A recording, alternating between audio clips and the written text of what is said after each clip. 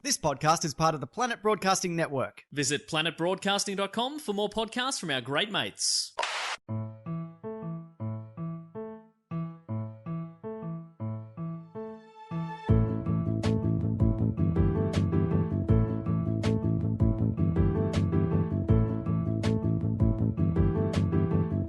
Hello and welcome to another episode of Do Go On. My name is Dave Warnocky, and before me, the people that you know and love, Jess Perkins and Matt Stewart. Always before Dave. Yeah. Yeah. Is that good? Are you being you being nice or mean? Yeah, I felt like that I was standing on the altar and you're my subjects. Oh, right. Okay. Before me. Yeah, it makes sense that Yeah. you would feel that way. Or before me on the bill, my supporting acts. There we Oh, okay. Before you, yeah. Okay. God, he's got so much confidence for such a weird-looking man. Man. It is Where does it weird. come from? It Where does it doesn't come make from? any sense. Makes no sense. Like, you are not connected to reality in any way. I don't That's think part of the charm. I don't think Steve Buscemi has this much I reckon he does. confidence. He's got charisma, baby. Okay. And He does. Have you ever seen him? He's who else great. has charisma? Serial killers. Yeah, that's true. I was just going to say anyone but Jess Perkins. Yeah. And I'm not a serial killer or a cult leader. Is that true? Yet. Oh, okay, thank you. I'm just putting that in there in case people are listening in 20 years and I've taken a turn, you know? What kind of cult are you going to have? Probably like a really nice one. Yeah. Yeah. Well, you're giving yourself an out there because it would be so embarrassing if you were a murderous cult leader one day to look back and realize that you'd said you weren't one. Can you How imagine? embarrassing. Because like they would pull that up in the media would have a frenzy like, oh look, she said she wasn't. Was it a cover all along? Just to at the time of recording, I'm not, nor do I have any intention. But I'm just saying, never say never. Yeah, you know? you'd reserve that right. I don't know what is possible. I could have some sort of mental snap. Yeah, you do it most weeks. I do. I'm a roller coaster. Whee! Well, I just rides the roller coaster. Let me tell you about some upcoming live shows.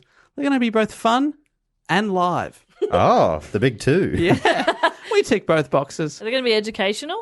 Well, yeah. Yeah, it's a half tick. Hell yeah. Yeah, half. Yeah. Hell yeah. Hell yeah. We are coming to Adelaide for the first ever time.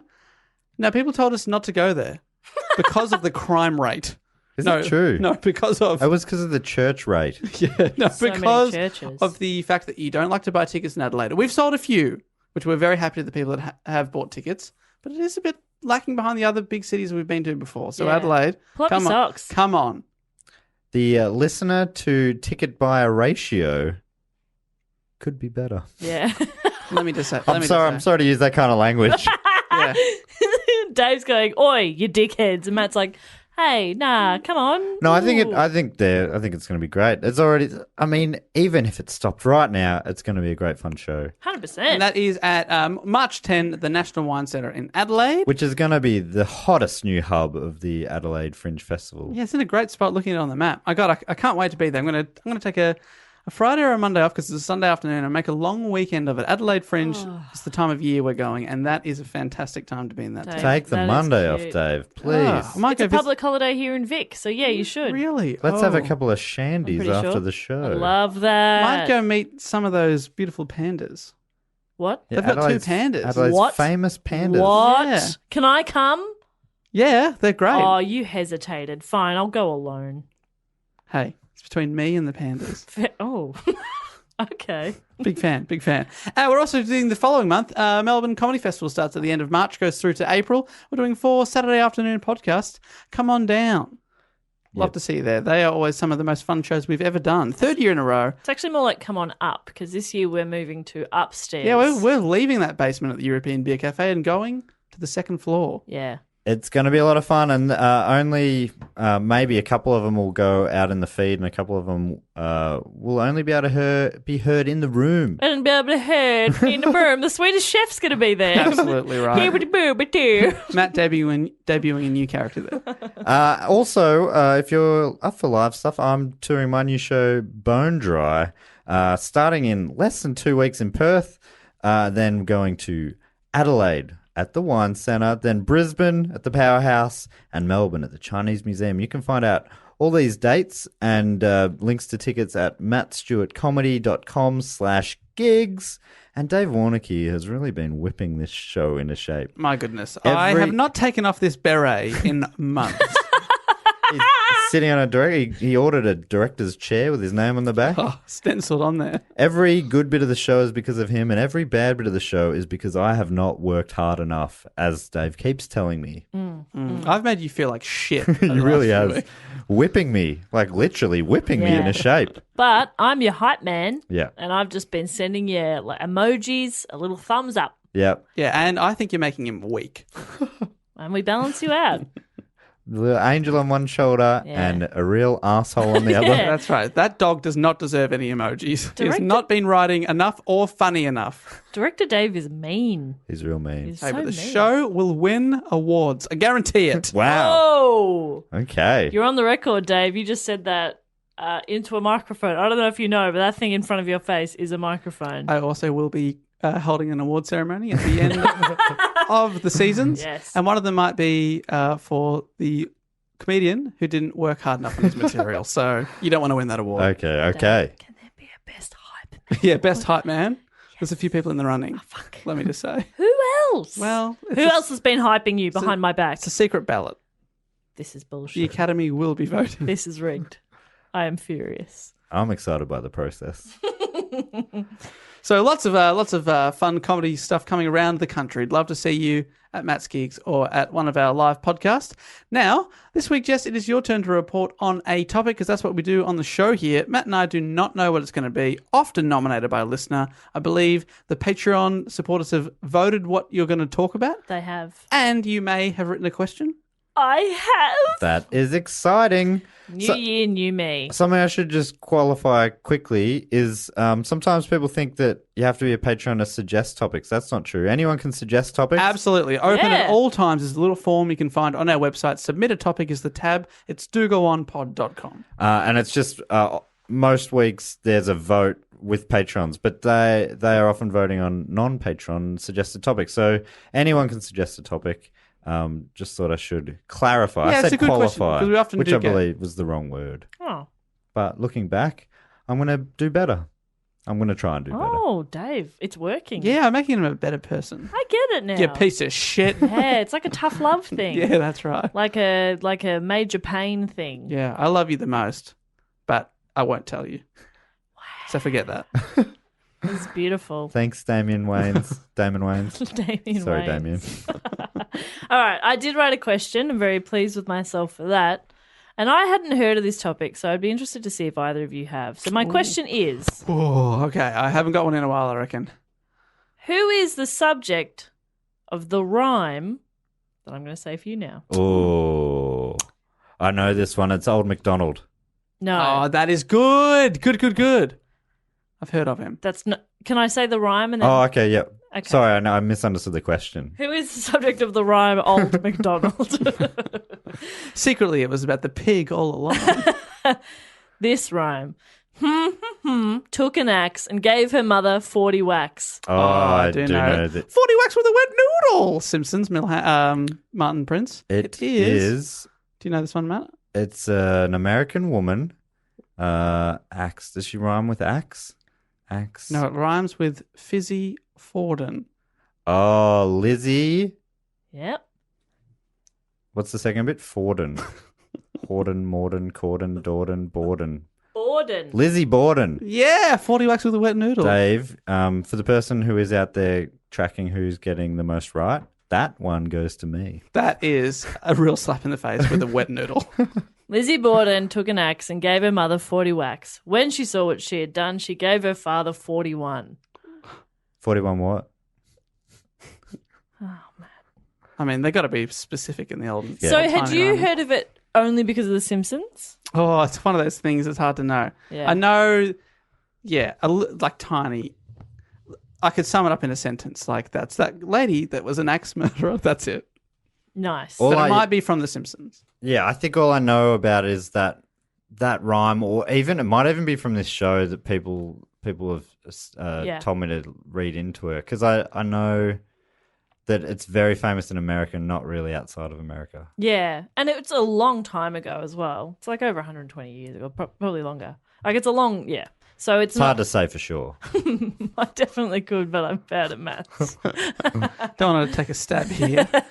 Well, that's exciting because I would love to know more about it, to be honest. And Well- obviously, our Patreon supporters agree. Bad luck, because I've researched something else. Oh, okay. Yeah, I put a few topics up to the vote, and I was surprised that this was a winner, but by a relatively small margin. Like the second topic was behind by under 20 votes, I reckon. Yeah, right. So it was fairly tight, but this was the winner. And this has been suggested by Matt Hall, Mike Winkler, Dylan Loghead, and Julie Bay.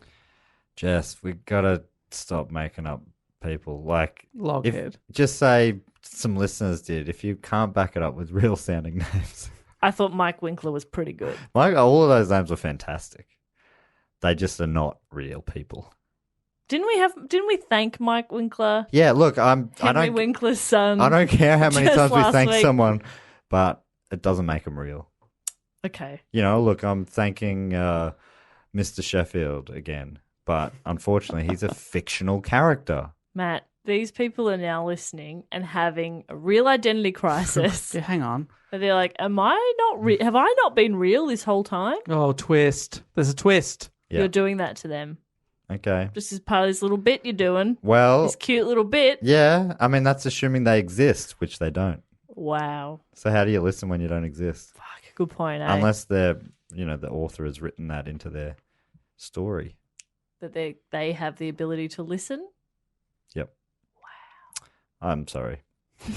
They're definitely for- real people. Great names, though. Love it. Loghead, especially. Yeah, it's a good one. Winkler, Winkler's very much so as good. well. Who else do you have there? Julie Bay. Julie Bay. I mean, as if there's someone out there in the world called Julie Bay. What about Matt Hall? You got a problem with Matt Hall? Matt Hall? What? Matt Hall? I cannot. What language are you speaking? Isn't that what you would name the grand hall in your mansion? Yeah. Matt Hall. That's the hall where I keep all my doormats.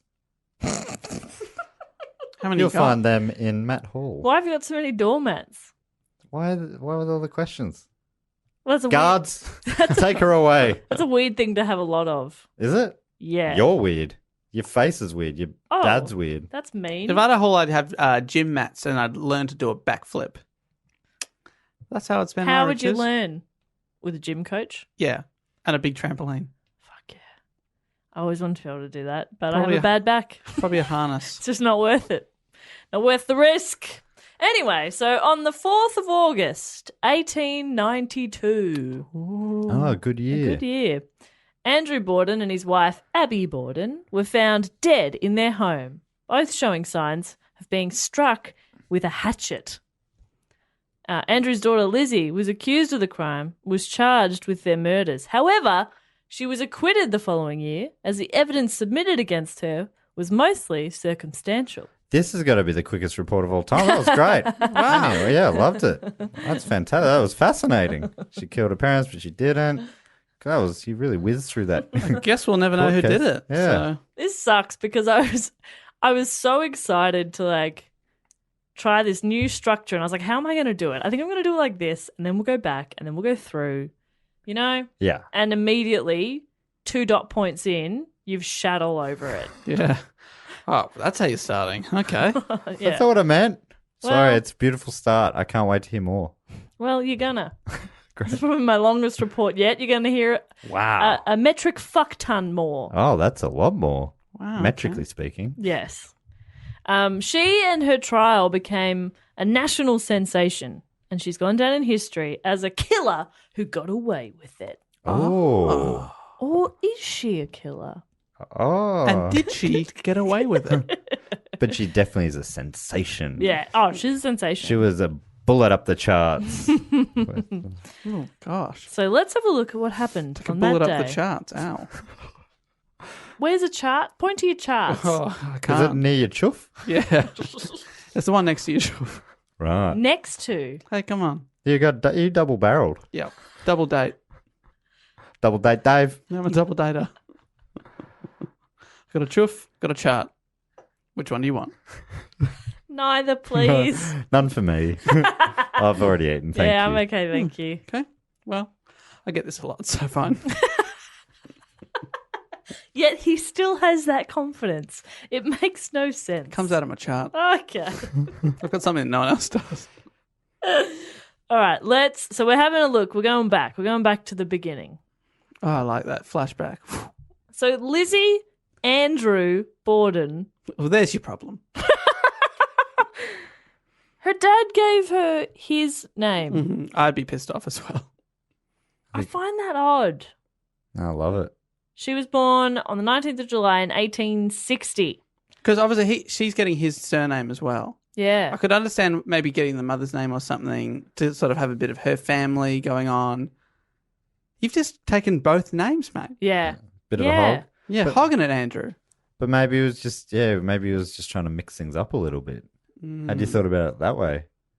Maybe he was very progressive. He was trying to pioneer a new thing. Yeah, maybe it's because of him that Cameron Diaz is called Cameron. Whoa. Never thought about that. And Fred Astaire is called Fred Astaire. Matt doesn't get it. But that's okay. I'll explain later. Astaire. That's like a thing you climb up to go to the top floor. It's not a human name. Okay. So silly. It is silly. Yeah, I love it. So she was born in Fall River in Massachusetts Oh, great state. to Sarah and Andrew Borden. Andrew came from a wealthy family, but despite this, he grew up in fairly modest surroundings.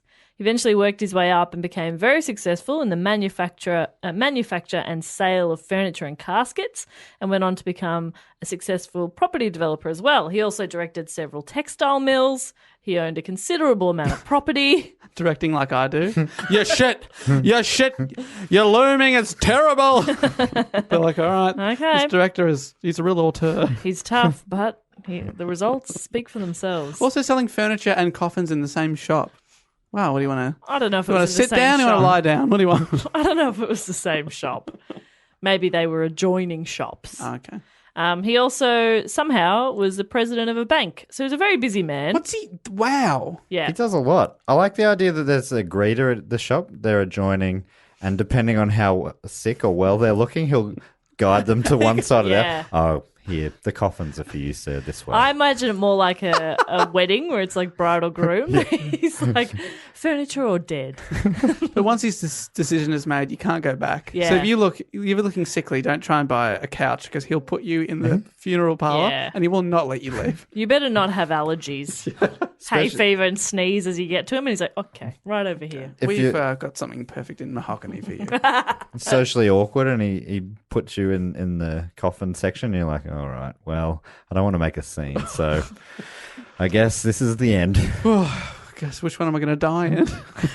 I'm very healthy and young. That's how these work, right? You get in Yeah. them and die. Yeah, eventually. So Andrew's estate was valued at around $300,000, which is equivalent of $8.3 million today. That's good. That's good stuff. So Yeah. he was a millionaire. They were very wealthy. Lizzie's mother, Sarah, died when Lizzie was 2 years old, and her older sister, Emma, was 12. 2 years later, shortly before Lizzie's 5th birthday, Andrew Borden married again to a woman named Abby Gray. And despite his crazy wealth, Andrew Borden was known to be really frugal. Their house had no electricity and no indoor plumbing, both of which were very common for wealthy people at the time. Oh, right. So it's not like he's just, going with the times. No. He could have had it. He could have had it. It But was he didn't. quite common for people with money, and he had a lot of money. But it was like, nah. Sometimes that's how rich people get rich, right? They're They're they're tight real tight with asses. everything. That's how you did it, Dave. Is that Hey. you got a tight chart? Yeah, that's another great part about having a chart. Somewhere to keep your cash. I plan to be more like a J.K. Rowling type and like qualify for like the richest people, but then be disqualified because I gave so much of it away to Yeah. charity because I'm such a good person. Right. But that's nice. only once I'm a bajillionaire. Yeah, Then of I'll course. start to help other people. Yeah, right. At this point, I'm looking after number one. I mean, it's not like you're not giving away 1% of your wealth now. Yeah. You'll wait till you have what, 100 $10? Hey, it all helps. How much would I have if $10 is 1%? That'd be 100. Is that right? No. 1,000. 1,000. $10,000? $1 $1 million? It's Am I a millionaire?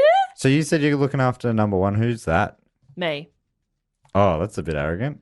In you my think house. you think you're number one In my house. in the world? In my house, I said. For Even now, more than the cat I don't have a cat. in your car? Oh, fuck, my car is pretty good. You got quite a nice couch. I actually do. Yeah, I do have a good couch. The fridge Oh, works real shit. well No, the fridge is and consistently. The fridge needs to go. You were but lucky to make top 10 in that small apartment. You're right. My bookcase is sick. Yeah, Actually, it's a beautiful bookcase. It's really nice. The toasts are very evenly toasts. I've been does. hanging out when you're not around. It's my toast is like a cute color. It matches my kettle. Yeah, Oh man, those two are good. they're a power couple. Yeah, my wok is great. Yeah, Oh no. Don't know if you meant that, but Power Couple's very good. thank you. Very good. All right, fine. I'm number 10 in my own house. Top 10. Top 10, well done. Yeah, I know, but then my boyfriend's moving in, so I'm going to be 11. Oh, push out. Well, I reckon you'd give him a fair run. I reckon. You're doing well to be in the top 10. My place, bloody hell. Who's above you? They don't chart that low. I chart that low. And Dave, let's not forget that when you're out of the house, My girlfriend is second in charge. she's still like, well, I can't make any decisions. Whoa. We also have a very nice toaster. There's a fire, but Dave's not here, so the place will burn. I'll just sit in the corner. Wait for Dave to come back. That is the best. Anyway, so yeah, they had no electricity, no indoor plumbing. They definitely could have, but they didn't. And the house they lived in, it was originally built as a 2-family home, but it was converted when the Bordens bought it. That's hard to say. And they converted it pretty cheaply. Like they just kind of knocked out some walls and added a staircase. So it kind of resulted in a house. A Freda staircase? He's been waiting for you to say stare for so long. God, there'll be other chances too, so you just I hold really on. had not been waiting. I know. I'd I know. Like, what are the chances he even says stairs? I'm going to say it a bit. I really thought I'd moved on, and unfortunately, no. No, That's fortunately. the curse of Lizzie Borden. So So they've now got some sort of double mega mansion. yeah, it's a bit weird. So it kind of resulted in a house where Lizzie and her sister had to walk through their parents' room to get up the stairs to go to the other rooms. Like it was a bit of a Rabbit Warren kind of house. That's a bad conversion. Yeah, you didn't think that through. They didn't play The Sims. Get- I'm always thinking about that on The Sims. I Right. build hallways. Architecture. You got to build 101. hallways. Matt halls. Matt halls. Yeah, everywhere. Ugh. Because otherwise, like, I'm not walking through my sibling's room to go to the bathroom. Yeah, no good. No good. What is with that design Yeah, that sucks. No good. of that hypothetical house? Where's your privacy? Yeah, What if they're wanking? yeah. In The Sims. The Sims. Or charting. Or charting. Whatever Yeah. that is. I can't look at him. Are you charting right now, Dave? No, please. You'd know. Yeah.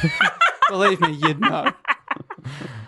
Dave, we lived with you when we were on tour. I didn't know at any That's why I point. was not allowed that mezzanine bedroom Okay. in Bristol. When allowed it, you beat me in rock, paper, scissors.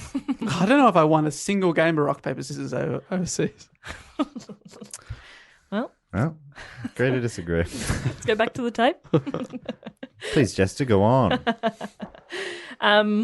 They lived in a fairly affluent area, but it wasn't where the wealthy people in town lived.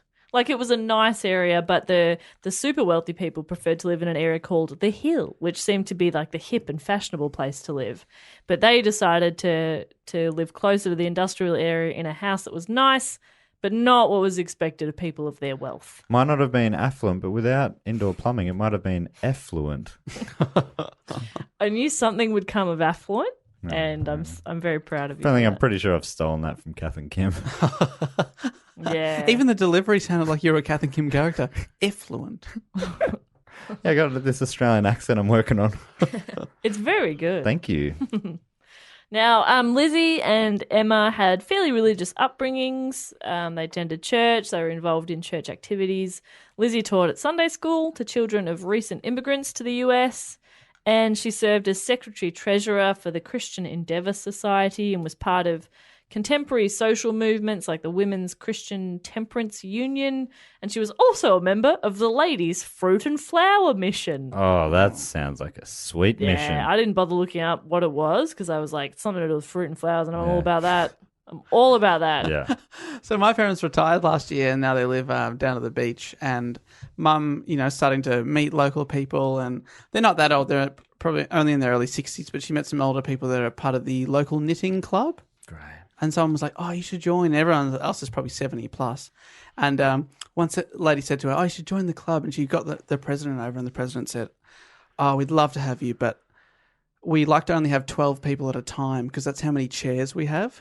So we'll let you know when there's an opening." When there's an opening is because someone's died, right? And then the other lady who originally said to my mum goes, "Don't worry, I'm sure something will come up soon." Oh my God. And then Mum's gone, but get another chair. Yeah, the idea Get that- another chair. We only like to have 12. Does your mum want to be a part of this club? Is doesn't she care- a knitter? She doesn't care about knitting, but, just a social. The lady was really nice. She was like, "Yeah, okay, maybe I'll be interested," and then sort of Yeah. got the... That does sound a little bit to me like she didn't cut the mustard. Totally. It does sound like a rejection, Yeah. doesn't it? Yeah. But they were looking after her feelings. With The president looked at her hands and was like, they are knitter's Yeah. They hands. don't knit his hands. She's never knitted a day in her Oh, life. she'd be a terrible knitter. It's like, but- so are you on the guest list? For the fucking knitting club. Sorry, mate, not no shoes. Not tonight. Something will come up soon. Yeah. Ethel's looking pretty yeah, bad. basically, someone will die. Don't worry about it. Man, I'll make sure of it. Wow. So I'll keep you posted. If Mum joins the Please. club, I'll let you know. Can Which she club? make us The No, the first club. Okay. The knitting club. can she make us scarves? Yeah, I'll get her right on it. Oh, that'd be so good. That'd be so great. So yeah, she's part of the Fruit and Flower Mission. Not sure what that Fantastic. is, but it sounds great. What I'm trying to paint is a relatively normal and wholesome life. Yeah, right. She sounds like she's No busy. signs of serial killers, She didn't burn pets or anything. She's pretty normal. Right. They didn't have the best relationship with their stepmother. Apparently they referred to her as Mrs. Borden. They didn't really call her anything like mum or... Good morning, Mrs. Borden. Yeah. Wow. That's very Even though formal. you're walking through her bedroom Yeah. to get to the stairs. Yeah. Morning. Borden? Different reports say different things about the relationship that Lizzie had with her stepmother, but it seems like it wasn't amazing, but it wasn't awful either. It was just kind of an average. They had their ups and downs. Pretty Borden. Yeah, it's pretty Borden. Although there have been reports as well that Lizzie believed that Abby married her father for his wealth, so she wasn't too keen on her, but, they weren't at each other's throats or anything. Bad choice of words there. It Anyway. does feel like it's the kind of, if you're after someone for their wealth, I'd be after someone who also spent their wealth a bit. Oh, It's imagine moving in with a Or- multimillionaire and finding out that they don't bother spending money on Yeah. electricity or No, plumbing. but you'd put up with it if he was heaps older than you and he Oh, would if die and he's you in could the knitting inherit. club. But he's 5 years older than her. Yeah. There's not a huge age difference. It's not like he's 40 years older and it's like a clear gold digger situation where you just have to hold on for a bit and then you inherit millions. It's not even that, unfortunately. Yeah, which makes it seem like it's probably maybe. Look, I know these two very well, and I just think she was in it for love. Ugh, yuck. Lame. Yeah, there well, has to be something you benefit from it. If love is lame, then call me Mr. Lame, the love machine. Do you want to stick with that nickname? Oh, Or I- No. Please, Mr. Lame, the Let's- love machine. Let's leave that one. you want to leave that one, love machine? No, let's leave that one there and move on, I reckon. Okay. Yeah, when I started that Yeah. sentence, I didn't anticipate it ending there. Yeah, but a quick note to future Jess when you're editing this to just change Matt's name in our group chat to Love Machine. I love it. Dave can stay as Toilet Boy. Forget that, because And love you. you don't see your own one. No, you don't. What am I, Lonely Girl? Yeah. Still? I think Dave should be changed to Chart Boy. Yeah, Happy with that. Top of the charts. noted. And something else will come up for me, I'm sure. Anyway. Top 10. Number 11 in her own house. Something like that. Shitter than a toaster.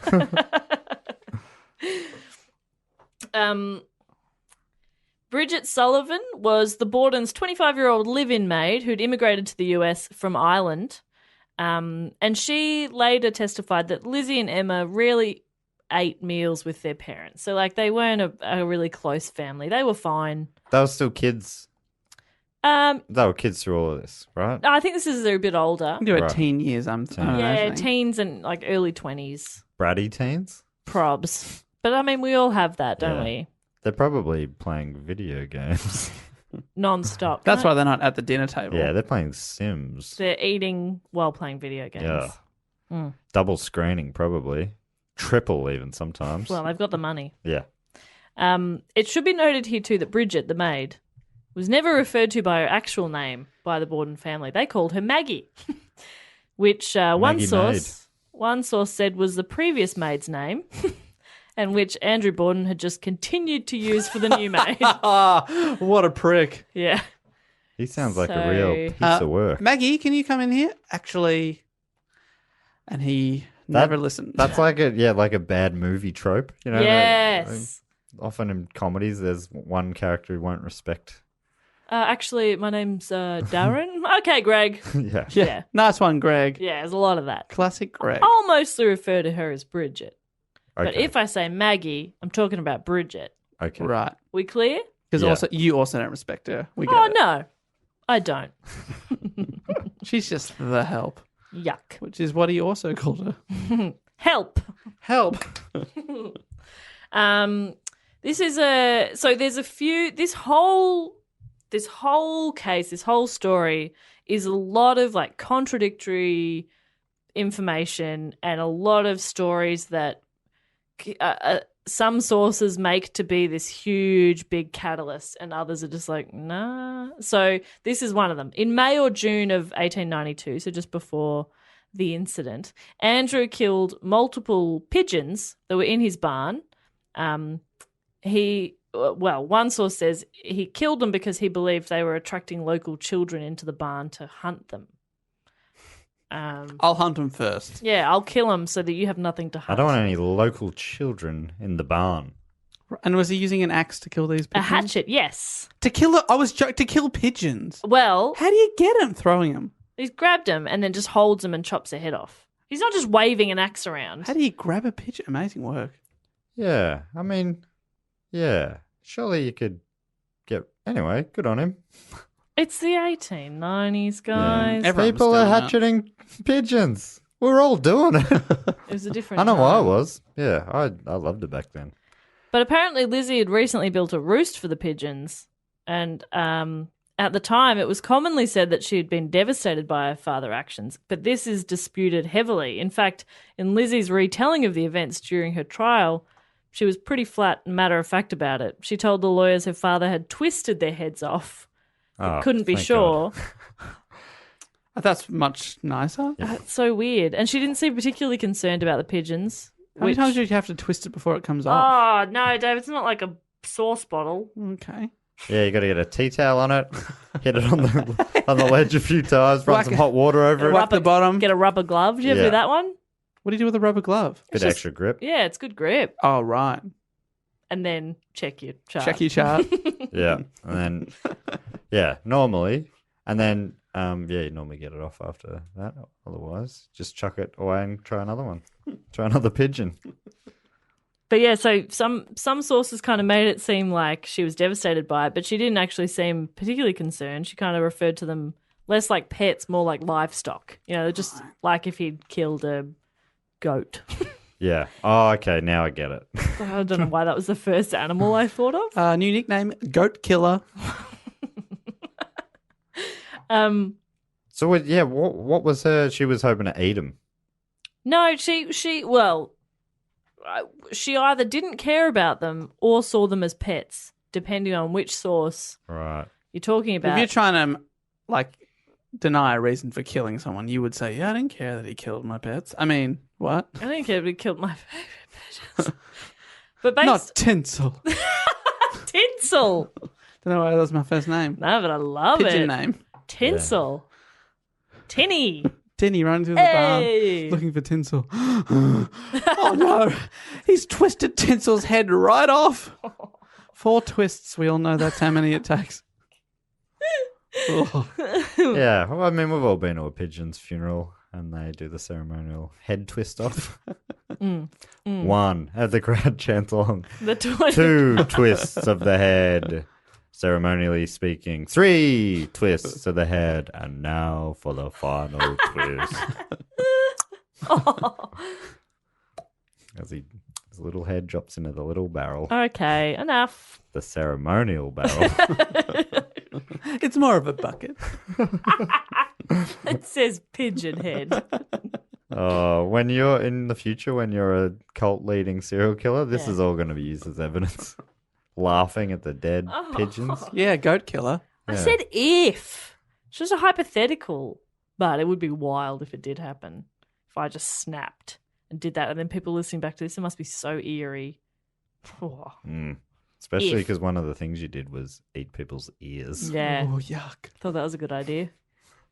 Very chewy.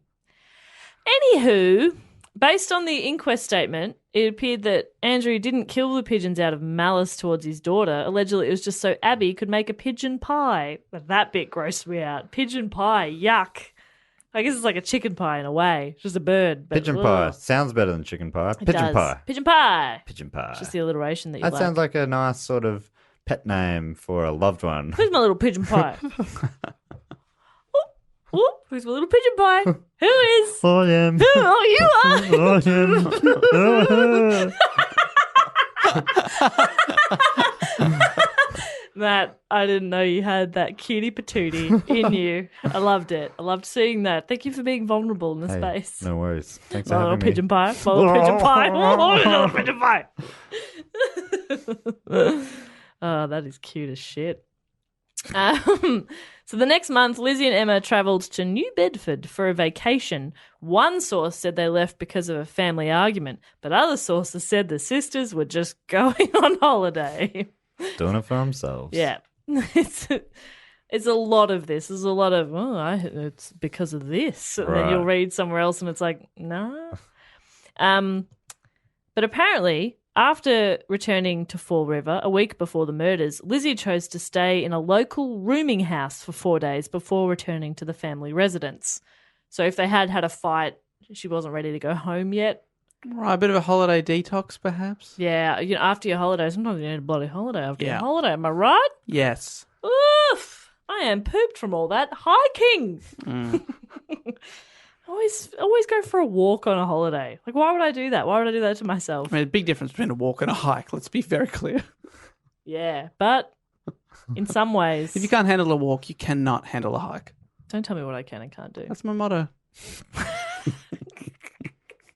That's beautiful, Dave. Thank you. Thank you.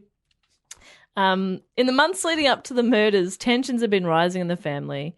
A large part of this was because of Andrew's decision to gift members of Abby's family houses or land, but nothing to his daughters. Okay. That doesn't seem cool. Well, after their stepmother's sister received a house, Lizzie and Emma demanded and received a rental property, which was actually the home they'd lived in until their mother had died, which they purchased from their father for $1. Don't really know why. That sounds like a good... It's probably one of those things where it would be in like inheritance tax or something if you got it for free. Right, yeah. Yeah, something like that. But a few weeks before the murders, they sold the property back to their father for $5,000, which is the equivalent of $139,000 Sweet now. profit. But I don't really understand. I couldn't find anywhere why they would have sold it back, or Well, because they were about to kill him. were they? Yes. Ah, No, I don't know, but that sounds... did not that, research this well. that does sound sus. Again, Yeah. that could have been another inheritance thing. Like, he gives you the Right. property for $1, then you sell it back to him, so it's not inheritance, it's actually a business deal. Right, so But really, it's just he giving you wanted to give you $139 cash. Right. Maybe. Yeah, maybe. Yeah, who knows? But that's the thing. There's so many things in here that sound a bit sus, but also could be totally legit. I reckon the sussest thing so far has been that they were murdered with axes. Because that just, something about that doesn't feel quite right. Feels like a crime occurred. Do you reckon? I don't know for sure. I can't wait to find out. Yeah, reckon you're a bit of bit- sizzle. Bit of an alarmist over there. I've jumped to a conclusion, sure. Sure. We've all done that. The night before the murders, John Morse, who was the brother of Lizzie's and Emma's deceased mother Sarah, so their uncle, visited and was invited to stay for a few days to discuss business matters with Andrew. Oh, this is an Inspector Morse, I imagine. No, Dave, it's not Inspector Morse. Because when you're planning a crime, as I understand, often a detective will arrive and you'll be like, shit, Hercule Poirot is here. Yeah. I've already planned the murder. The world's greatest detective has just happened to be at my lunch, my family's lunch. I'll still do the murder anyway. That's true.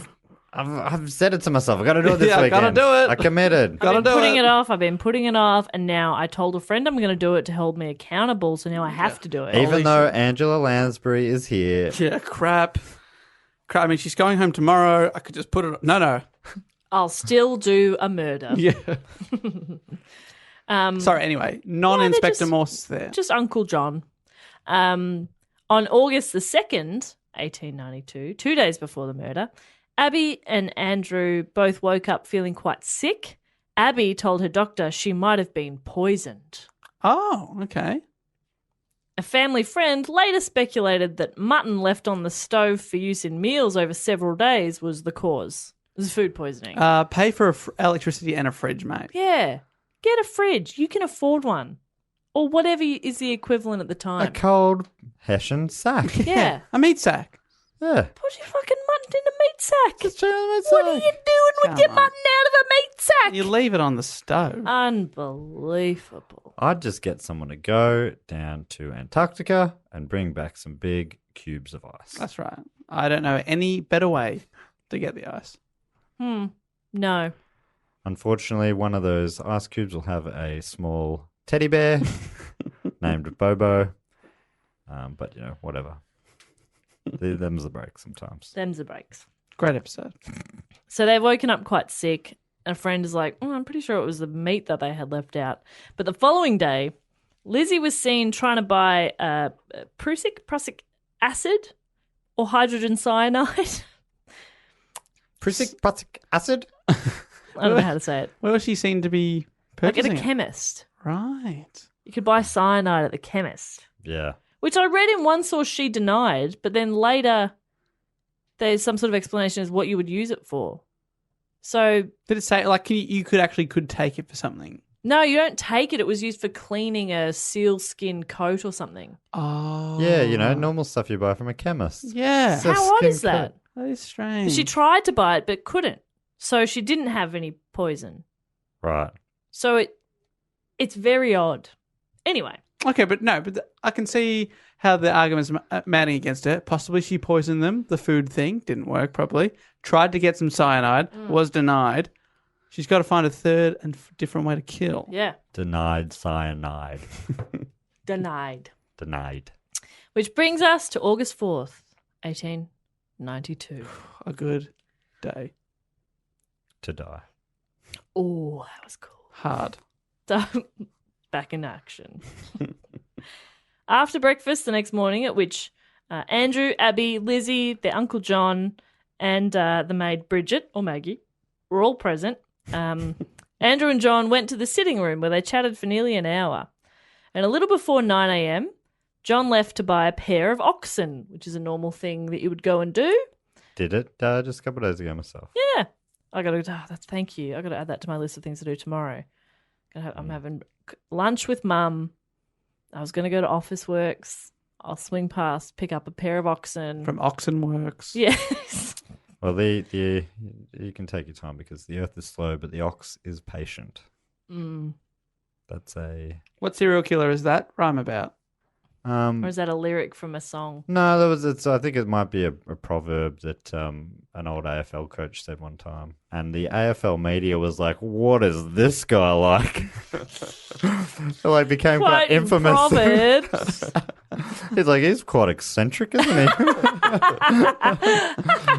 What a character. Ooh. Anyway, so John's off to buy some oxen and visit his niece who lived relatively close by, and he planned to return to the house for lunch around noon. Around the same time that John left, Andrew went for his morning walk sometime a bit after 9 a.m. Somewhere between 9 a.m. and 10:30 a.m., Abby went upstairs to make the bed, I like to think it took her an hour and a half. She took the full hour and a half. It does take a while when you do it by yourself, though. Yeah, and also if you're a maid back in those days, imagine you're properly making it. You got the undersheet, the top sheet, all the full works. Yeah. So 2 sheets is what you. Yeah, but you know, that's like the when you're works staying at a to you. hotel, they tuck the shit out of that you thing. can't get in or out of that. I'm bed. imagining that's what she's doing. Hospital tuck. corners, yeah, 100%. God, Probably even sort of like stitching a new mattress. She just does it from scratch every day, a new bed. Yeah, she's making a new bed. she's making like a towel animal, swan or a monkey or obviously, something. she's putting rose petals on it. She's really putting in the time. That's Abby for you. One time I stayed at a place and my sunglasses were on the bedside table and they made a pig out of a towel and put the sunglasses on the pig. Oh, they would have laughed for hours. I think they took a photo and then sent it to each other the rest of the day. Like, It's really, so good. that's very funny. It's some of our best work. You should have tipped him, I reckon. That's a good bit.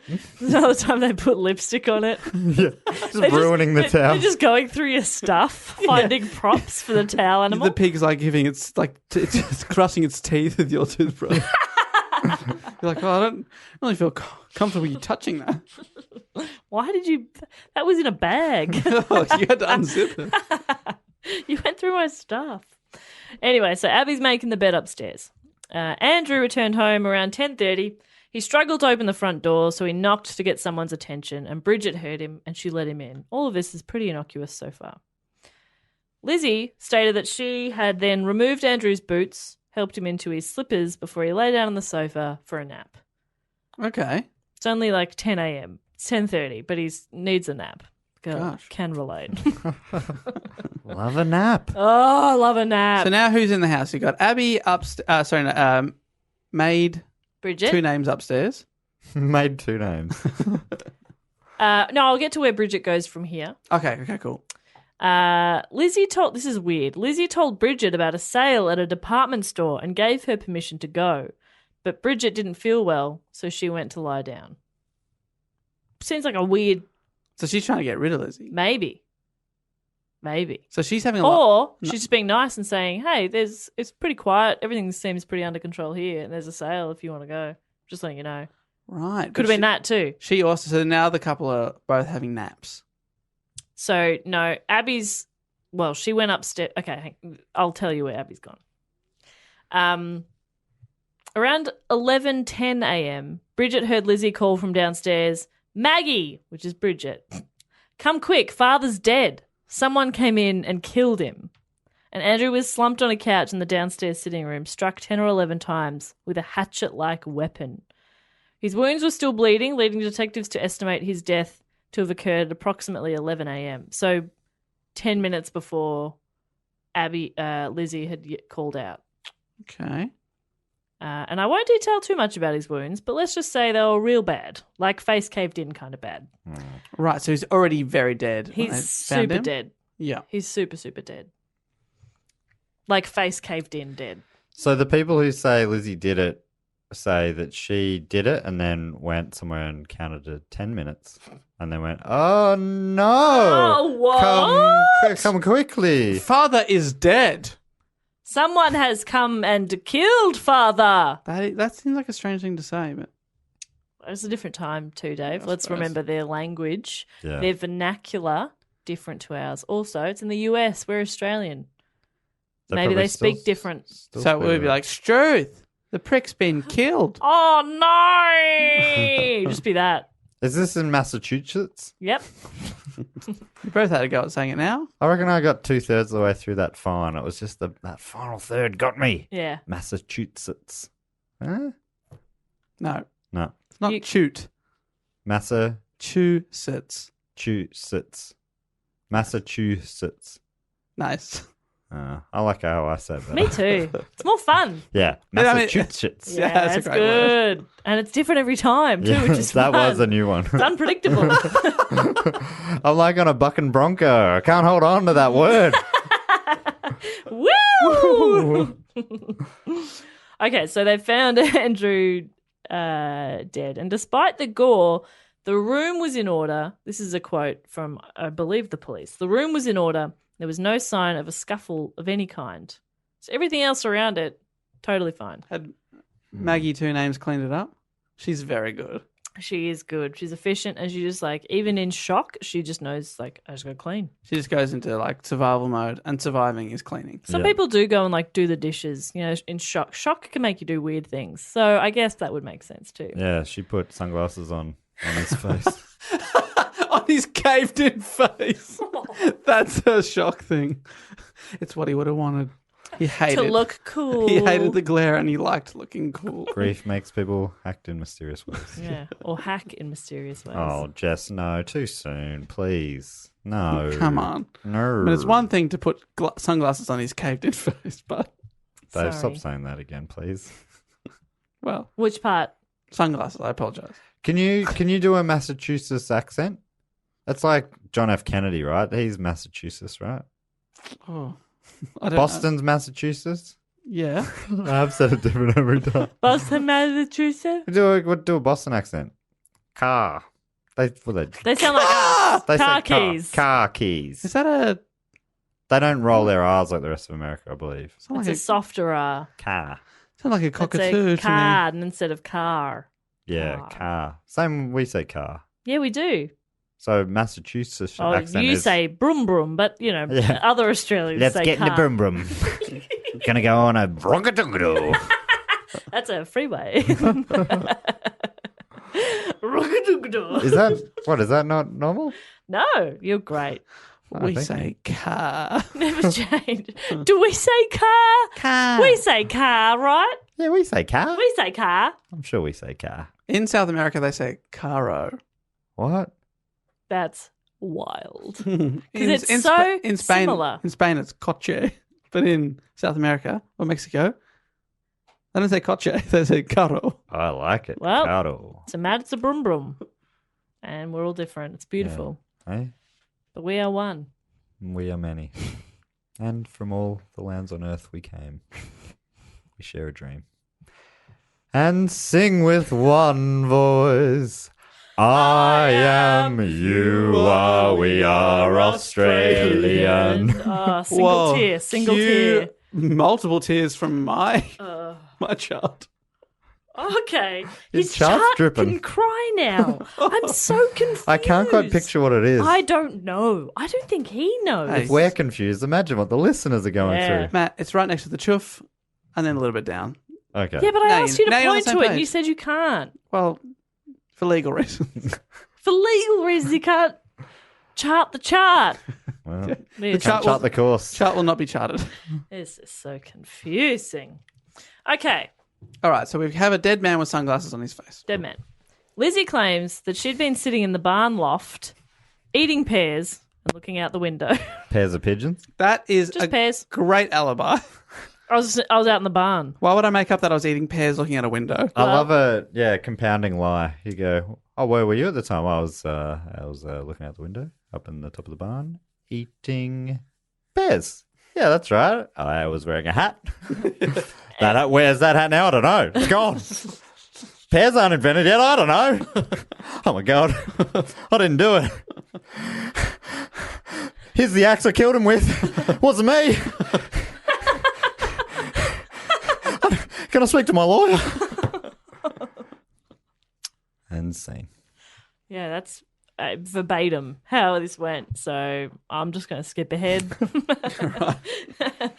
She said that she went to the barn to find weights for her fishing lines because she was planning on taking a trip the following Monday. That is a compounding lie. Yeah.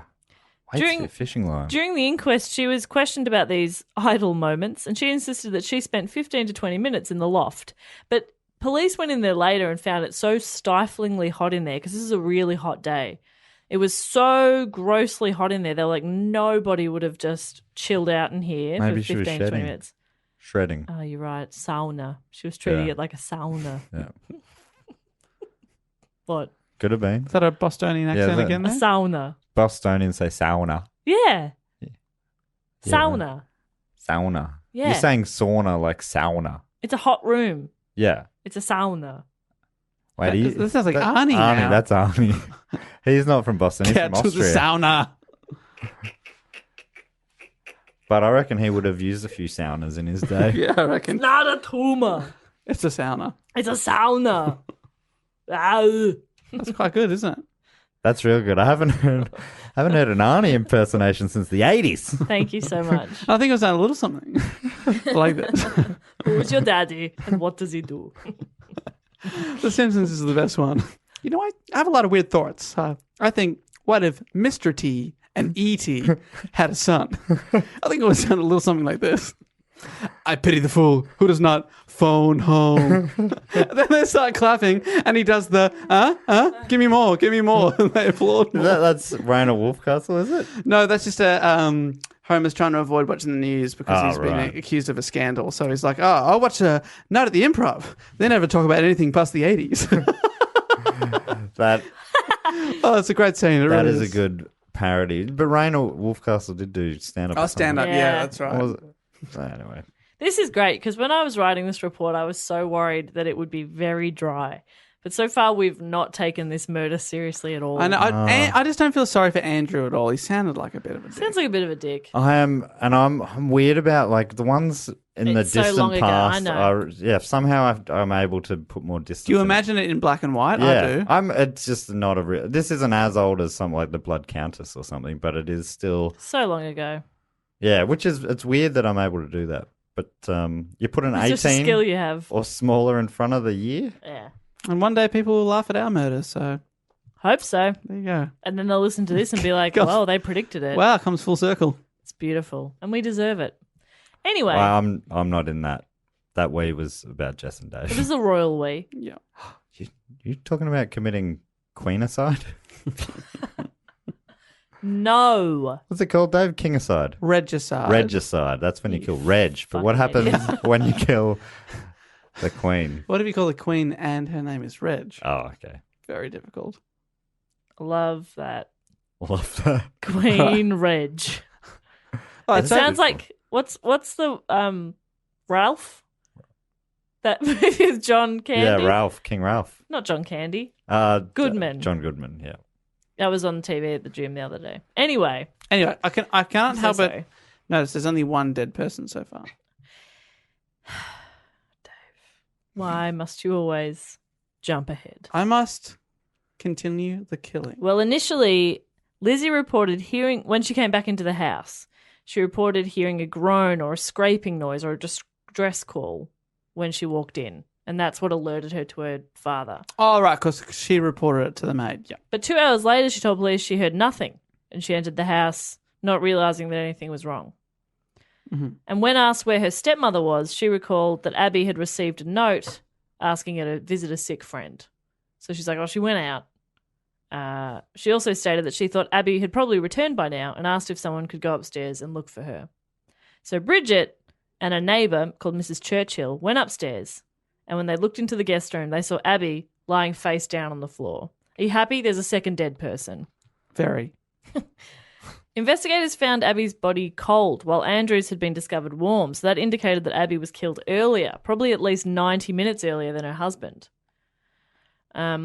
Initial speculation as to the identity of the murderer centered on a Portuguese labourer, apparently, who had visited the Borden home earlier in the morning and asked for the wages due him, only to be told by Andrew Borden that he had no money and to call later.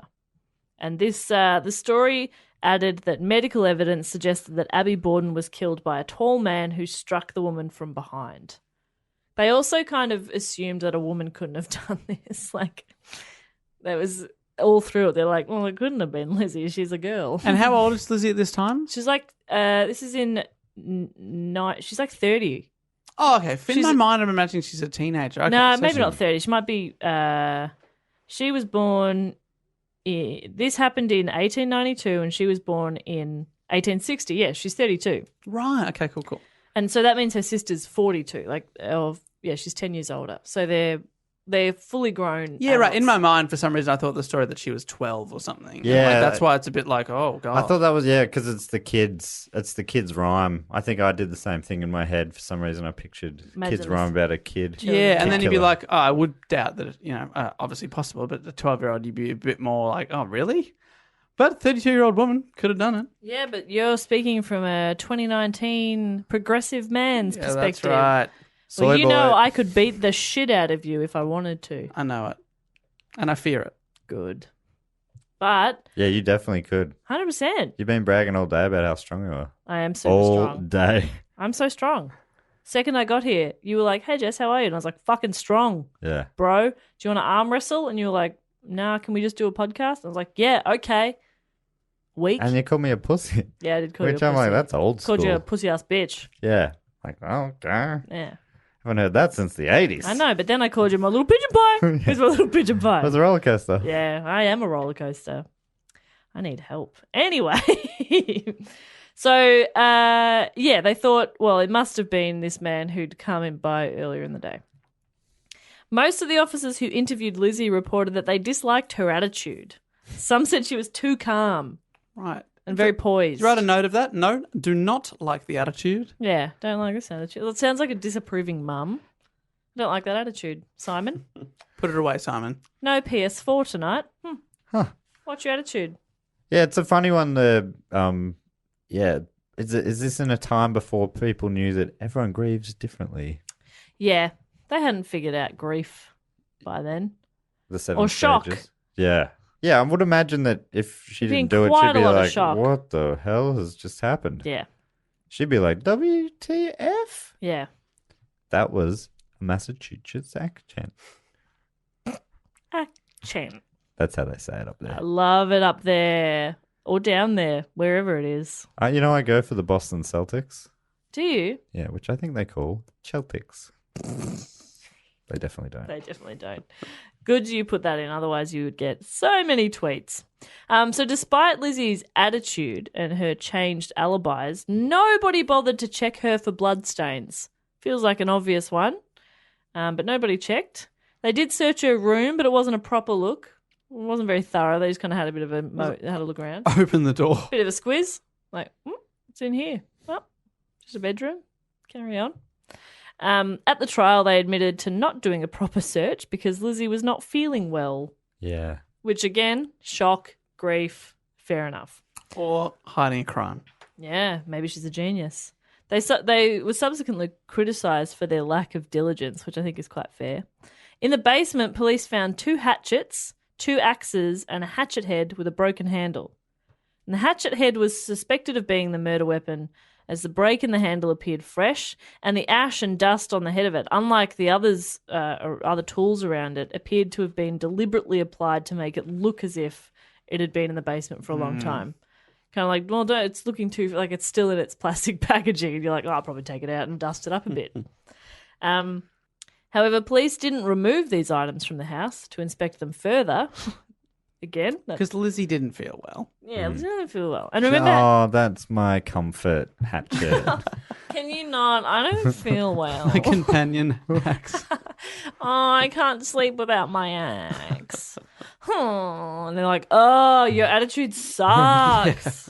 That's all I wrote. Well, speaking of not feeling well, remember how the family had been feeling a bit sick in the days leading a up bit to of it? mutton poisoning. Well, the milk, the milk in the house, like the family's milk. Why do I said milk so many times? That felt weird. The family's family's milk. I've never thought about. It's not weird to have milk that the family uses, but to call it the family's milk Yeah, sounds it's so so odd. weird. It does. Isn't It makes it? it sound like everyone's got their nipples out over over a big vat. Come on, everyone, milking time. I've never thought about that. Well, I mean, It's just would you milk. have? You've the never. milk. The milk. Yeah, not the family. I've never thought of this phrase that no one's ever said before right now. Okay, the milk. The family milk. Can we just say the milk? No. 'Cause whose milk is it? The families. Oh, family milk, yeah. Now I'm with you. It was tested for poison, and so were Andrew and Abby's stomachs, which were removed during autopsies. Apparently, the autopsies were done in the Borden family dining room. Okay. Oh, no. That's fucked. Anyway, so they were tested for poison. Nothing was found. They're all clean. There's no poison. Oh, no poison in the family milk. No poison in the family Right. milk. And none in the family stomachs. Nothing in the family stomachs. Communal stomachs. Oh, right. Oh, we got one big tum. They just knocked down the stomach walls and One made big it open plan two stomach. family stomach. Connected by some flight of stairs. That's the esophagus. Yeah, but unfortunately, you had to walk through someone else's intestine to get to the bowel. Ooh. Intestines are really long. You'd be walking for a while. You can wrap them around the world 6 times. One person's intestine. That's right. That's not true. Okay, prove it. It's only 5 times. Matt exaggerates for humour. 6 is a funnier number. Yeah. Thank you for exaggerating. No worries. So there's a couple of things here that are like contradictory evidence. So contradict things I've already said. Mm. Isn't that exciting? Oh, unreliable narrator. Like it. Maybe. Or maybe I'm just being a bit cheeky. Maybe it's like, here, think one thing. Boom, here's another. Oh, wow. That idea, I put it in your mind. Yeah, bitch. You'll think what I want you to think. Okay, what do you want me to think? I've got an open mind about this. Good. But I'm going to close it. Oh, God. Then I'm going to close your chuff. Oh, no. Gonna leave your chart open. Thank God. When God closes a chuff. He opens a chart. Oh, if you close the chart, I will suffocate. This is confusing. Now he breathes through it? Oh, wow. I'm so confused. Is it a wind tunnel or something? Oh, it's a tunnel. Are you a different species? Dave, what are you? I'm a very special boy. You are. Imagine Mr. T. I think I've done a little something I like like this. this. You are a very special boy. You know, I have a lot of weird thoughts. I love it. That's how it goes. That's a weird thought. All right, so some of the contradictory evidence. So when Bridget went to unlock the door when Andrew got home, he couldn't get his key wasn't working. He couldn't get the door open. He's like, someone let me in. Bridget went to unlock the door. It was jammed, and apparently she uttered a swear word. Oh, which one? I don't know. But Damn. yeah, it's damn. probably damn. Drat this door. She would later testify that she heard Lizzie laughing immediately after this. Because of the swear? Yeah. She was kind of like, fine, Bridget, you know? You said a swear, which we all do. She didn't see Lizzie, but she stated that the laughter was coming from the top of the stairs. This was considered significant as Abby was already dead by this time and her body would have been visible to anyone on the second floor. So if you're already at the top of the stairs, you can see Abby dead there. Oh, because you have to go through the bedroom to get to the stairs. Yeah, I'm not really it's so confusing. But yeah. Yeah, okay, right. And then obviously you would alert someone if you saw your dead stepmother. You'd think so. But Lizzie later denied being upstairs. She testified that her father had asked her where Abby was. And this is when she told her about the note to go visit a sick friend. And then she said that she helped take her father's boots off before he lay down for a nap. But the crime scene photos show Andrew was wearing his boots. Oh my goodness, he put them back on for a nap. That's strange. Do you think he did it? Yeah, that doesn't add up. Yeah, probably. Oh, it does seem like she did it. My dad always has shoes on. What? Yeah, he's never barefoot, Even in bed. even in bed. Wow. Really? No, that bit's not true. But like, so just around the house. Probably in bed and in the shower. Are we talking slippers Shoeless. sometimes, or is it always He's got like... mockies, yeah. Oh, that's nice then. That's all right. Thongs? Nah, He'll never wear thongs. doesn't have thongs. Does he have funny feet? No, he's got like sandals he'll wear in summer. A bit of Velcro on him. Dad Right. sandals. I reckon he did Dandles. You're blaming John. it. Yep. He's sounding very sus. I think you're right. Anyway, I don't know why I thought of that. Maybe because of boots, like wearing boots for a nap. Right, so she said, I took his boots off for a nap. But then... the photos, he's got boots on. Okay, that doesn't add up either. It doesn't. So in the days that followed, Lizzie and Emma's friend Alice Russell decided to stay with them the night following the murders. I don't know why you'd voluntarily stay in a murder house, but maybe she was trying to be a good friend. You go and stay with a friend rather than have the friend come into the murder house. Yeah, come stay with me at my house. You're Especially not- when there's like an open surgery in the Yeah, they're dining room. dissecting your dad in the dining room. Very gross. That's a fun sentence though. Dissecting Protecting your dad in the dining room. Oh, that's good. Yeah, that is fun. Nah, actually, isn't that fun? Now that you think about the words. what they Dissecting mean. dead dad Yeah, that's fun. in the dining room. Yeah, room just ruins it. Dining digs. Dining digs. Dissecting dead dad in the dining digs. Yeah. That's fun. That's fun. That's fun. We Just don't did think it. about what you were saying. No, but it's fun. Yeah. There were police stationed around the house. And one of They the got police stations around the house. It's a big crime. Seems a bit drastic. Yeah. Yeah. And expensive. Yeah. Oh, so now you'll spend money. Yeah. Yeah. Strange. Oh, so yeah. Very And what's strange. that? What, 6 months? Very building strange. these pretty brick and mortar. Training more cops. Oh my god. Unbelievable. Yeah. Waste of taxpayer money.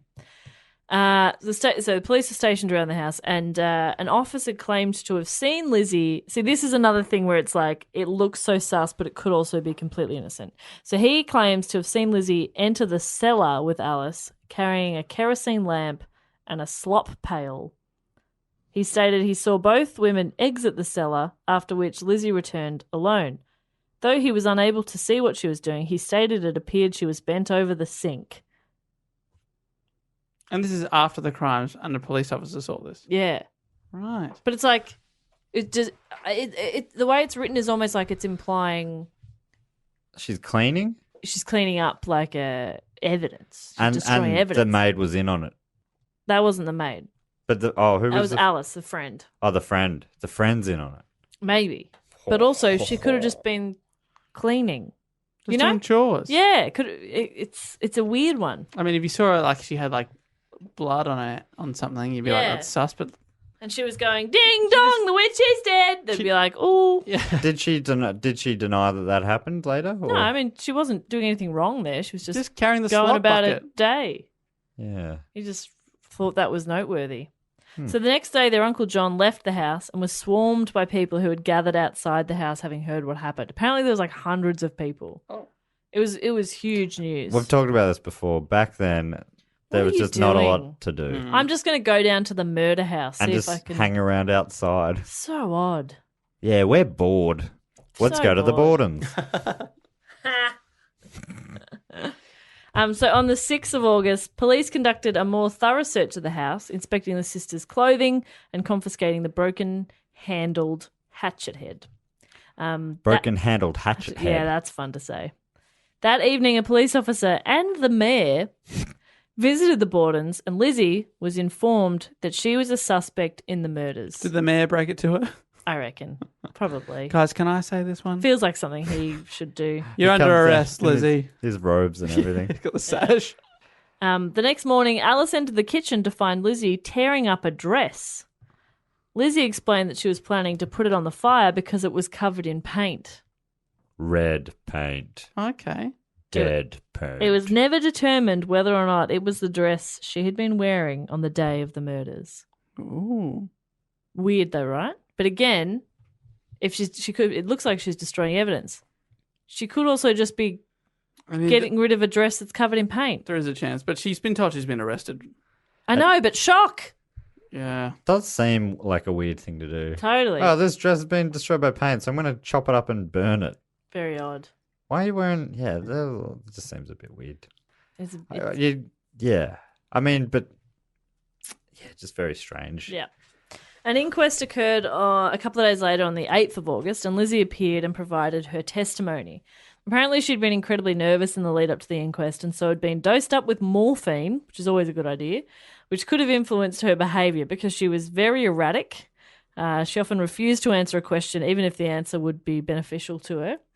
She often contradicted herself and provided alternating accounts of the morning in question, such as claiming to have been in the kitchen reading a magazine when her father arrived home, then claiming to have been in the dining room doing some ironing, then claiming to have been coming down the stairs.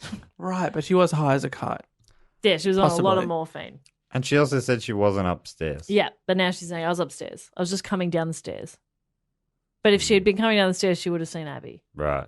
So... Yeah, seeming very sus. Yeah, and so that's why a few days later, she was served with a warrant and arrested and jailed. She was in jail for 10 months before her trial began in June of 1893.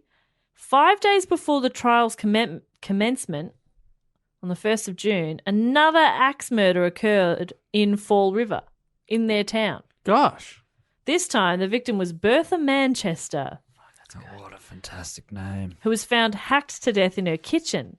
And the similarities between the Manchester and the Borden's murders were very striking, and the jurors noted them. However, a Sorry. A few Sorry. convulsions. Sorry, I was trying to hold in a cough.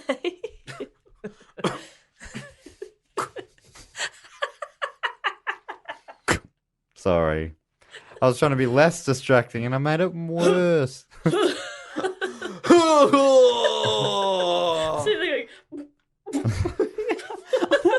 You We're about to, I hate that though. That's the worst. like head was about to explode and there's like an alien going to come out of your mouth. I accidentally swallowed half a cherry tomato today without chewing it. I can still feel it. Oh. That is my worst nightmare. It just is no good. It's just a bit scratchy there. Do you think it's still stuck there? Yeah, or it's just whatever damage. A bit of it. Yeah. Yeah, maybe it's just pushed. But it's something. just like, it just feels, no good. yeah. Anyway, fun fact. However, a Portuguese immigrant by the name of Jose Carreira de Melo Oh my God. was later convicted of Manchester's murder, and it was determined to not have been in the vicinity. He was determined to not have been in the area at the time of the Borden murders. So it wasn't the same person. Right, so another Portuguese. Is this a separate Yeah. God, they're really pinning stuff on the Portuguese migrant workers. I mean, there's a possibility they both are murderers, but... So now that's making it sound like someone else did both. And if he wasn't in the vicinity, then maybe he didn't do either. Yeah, and Lizzie couldn't have done the second one because she's in jail. It's very odd. If they are that similar. So during the trial, there was a lot of discussion around the hatchet head that was found in the basement, though it wasn't convincingly demonstrated by the prosecution to be the murder weapon. Prosecutors argued that the killer had removed the handle because it would have been covered in blood. Would the hatchet head not also have been covered in blood?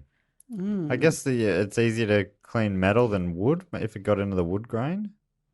Maybe? Yeah, maybe. Sounds like a killer talking over there. I've said too much. You certainly know a lot about Sorry, getting I was coming blood down the out. stairs. I was never upstairs. Where were you? I was putting shoes on my dad.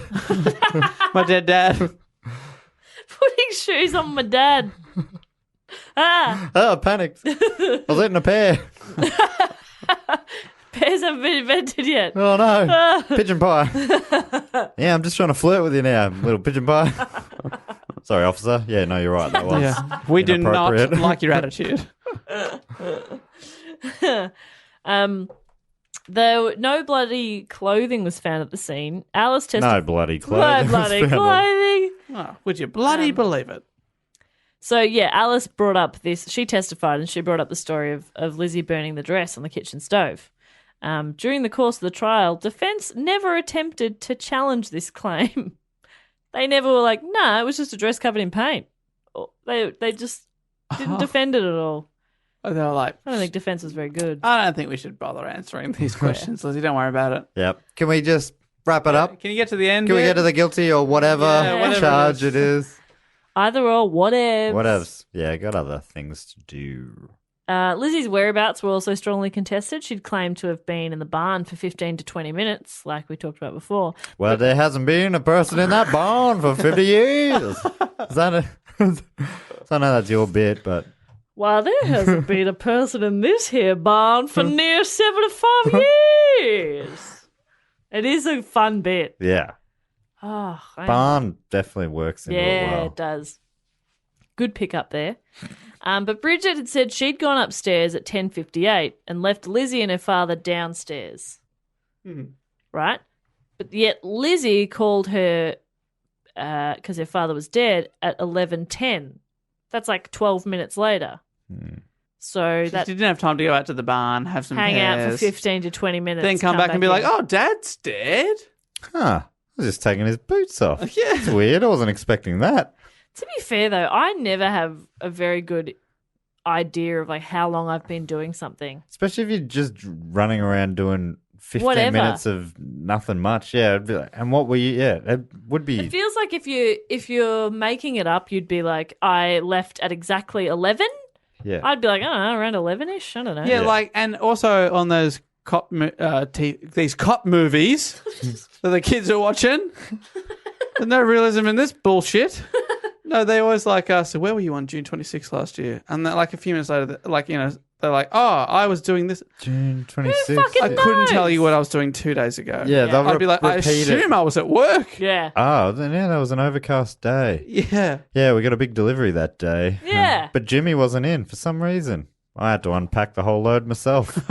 Yeah, I was furious at him till I found out he was the murderer. Wait, I wasn't meant to say that. Anyway, officer, I hope you're having a good one. I wouldn't no, have a clue. Yeah. I don't know what I was doing last Monday. It feels like because the weird thing about those scenes are that they always feign they don't know for 2 or 3 seconds, Yeah. and then go, Oh. yes, because normally it is because a big thing happened. So it's Do you reckon if the police were asking me, could I be like, can I please look at my Google Calendar? yeah. Like, I have no idea. I But have no idea. if I have a look at my calendar, it might give me an idea of what I was I doing. think that would be okay. Surely. Yeah. I think it'd be more sus if I was like, I was at the gym and then coffee with a friend. But it feels like you'd be like, oh, you're probably asking because of that murder. Yeah. That happened around that time last year. I'm assuming you mean the day of the murder. Is that what you're asking about? Yeah. Well, I know that day because I heard about the murder that day, and so I remember where I was that day. I was murdering. Oh, no! I meant shopping. Says here in the Google Docs 1 till 2, kill dad. Put boots on. Not sure why I put that in the Google Cannot calendar. remember what that was in reference to. Not sure. I'd have to ask Dad, but he's dead. Yeah, someone killed him on that day. Oh, you knew about that. Word travels fast around these parts. Anyway, so this is gross. Both victims' heads had been removed during autopsy, and the skulls were admitted as evidence during the trial. Do they make him talk? Oh, hello. I think it was Lizzie. Lizzie, when she saw them be brought into the courtroom, she fainted. And I don't blame her. That's gross. Yeah, the heads of the skulls of the people she killed, that would be distressing. I imagine they're also not like that whole, are they? They're a bit, Like a year later. and also like just a bit smashed. Right. Bit smashed, yeah. Oh, Good call. yeah, that sucks. You know What were they trying to prove? Not sure. Maybe just like Just trying to to maybe I don't know. just freak her out. Get a reaction. What's weird is that you know how she was she tried to purchase cyanide, Yeah, apparently for cleaning a sealskin cloak, as we talked about. yeah. The judge ruled that as too remote in time to have any connection. It was literally the day before, and he was like, "Nah, that can't be connected," Right. That's which weird. seems weird. I think After the judge was in on it. oh, I reckon the judge did it.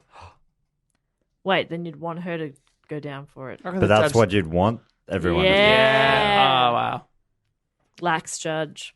After an hour and a half of deliberation, the jury acquitted Lizzie of the murders. Not long to deliberate something that complicated. Yeah, and it seems, leaving the courthouse, she told reporters she was the happiest woman in the world. Okay, well, your dad's still dead. Bit of respect. A little bit of tact wouldn't kill you. Did the jury say, yeah, we thought about it, but she's a woman? Look, I don't even know. yes. Why are we here? Because you said at first they Yeah. were like, we didn't even think about it, but within not a lot of time they were charging her, so something changed. Yeah, but I think it probably did come up in the trial that it was like, well, how could a small woman? And also there was something about, I don't have it written down, but a quote was something to do with how she'd never really done anything nasty or mean. So Right. it was so out of character. And also, she's not Portuguese. yeah, How could she have done it? she couldn't have. Nah. And there's one article that was basically saying it was her femininity that got her off. Yep. Because they were like, oh, but look at her, she's so sweet and dainty. There's no way she could have done it. That really got her off. That I knew that. Yeah, Sorry. I know, and I tried to think of a different way to say it, and I was like, I can't. Sorry, So I I'm just gonna- apologise for that. Why? No, Never you apologise for getting someone off. No, you were right. You're right, Bob. I should not have got anyone off in that case. Thank you. And please edit it out. And although she was acquitted, Lizzie remains the prime suspect in her father and stepmother's murders. Now, a couple of theories. I'm nearly done. Couple of theories. There's a writer called Victoria Lincoln, and in 1967, she proposed that Lizzie may have committed the murders while in a psychotic state, basically. Oh, a fugue state. Thank you, fugue. Love that word. Love it. I had to look up how to pronounce it because I didn't want to fuck it up, and then I got to it and I panicked. A fugue state, yes. Which is like a dissociative disorder. Yeah, it's just a fantastic word, yeah. It's a psychiatric disorder characterized by reversible amnesia of personal identity, including memories, personality, other identifying characteristics These sorts of states can last days, months, longer. Right, but they often brought on by trauma. Is that a thing? Yeah. But was she really traumatized by the family? This is a theory. Nearly. How fresh does the trauma have to be? Because, I mean, her mum died when she was 2. Yeah, now she's 32. Right. It's adding up. Yeah, it does make Is sense. it possible? Actually. Numbers. I don't Is think there a so. 30-year fugue delay? I hope so. Got fugue on I'm coming timer. up to 30. Hit me. Another prominent theory suggested that Lizzie was physically and or sexually abused by her father, which drove her to murder him. Right, that would cause a fugue. But there's very little evidence. And even in letters, Lizzie said she had a pretty good relationship with her dad. Really liked her dad. So that's not great. But also then, I think when people have a theory and they'll just find anything they possibly can to support their theory, Yeah. people would then say, yeah, but incest wasn't a thing that they would have discussed at the time, so that never would have come up in any type of... Nobody would have known. Yeah, that's why I think And- it was an alien, because aliens aren't a thing. They would have talked about it. Exactly. Did she ever mention an alien? I don't think so. I've read all her letters. And they're even like the type of methods for collecting physical evidence were different back then, so we will never know. But I reckon. Yeah. It's like, bit of a far stretch there. But even like some of the local papers kind of hinted at that a little bit at the time of the murder. And How'd they do that? I don't know. Winking? Yeah, a bit of nudge, nudge. There's a mystery author called Ed McBain. Good name. Good name. And he wrote a novel in 1984 titled Lizzie. And it suggested that Lizzie committed the murders after being caught in a lesbian tryst with Bridget. 15 years after he wrote his book, he elaborated on his theory in an interview in 1999. I like it. I'm so glad they asked him to elaborate. He speculated that Abby had caught Lizzie and Bridget together and had reacted with horror and disgust. Is that her sister? What? No, a friend. The maid. Oh, sorry, the maid. The maid's got too many names. Yes, I've only referred to her as Bridget. But Once still. she was Maggie. She's Bridget. there's been a few names in this. Yeah. Anyway, Bridget's so the maid. Wait, who's the friend? Alice. Can maids be friends? No, Okay. but they can be lovers. Right. oh, How can we be lovers if you're still my maid? That's beautiful. So he speculated that Abby had caught them together, had reacted with horror and disgust, and that Lizzie had killed Abby with a candlestick. And when Andrew returned home, she'd confessed to her dad, but he also reacted with disgust, so she killed him in a rage with a hatchet. In her later years, Lizzie was rumoured to be a lesbian, and there was a film called Lizzie that came out last year that focuses very heavily on that plot line and even basically frames Bridget as an accomplice. But there was no such speculation about Bridget, who found other employment after the murders and later married a man she met while working as a maid. But she died in 1948, where she allegedly gave a deathbed confession to her sister, stating that she'd changed her testimony on the stand in order to protect Lizzie.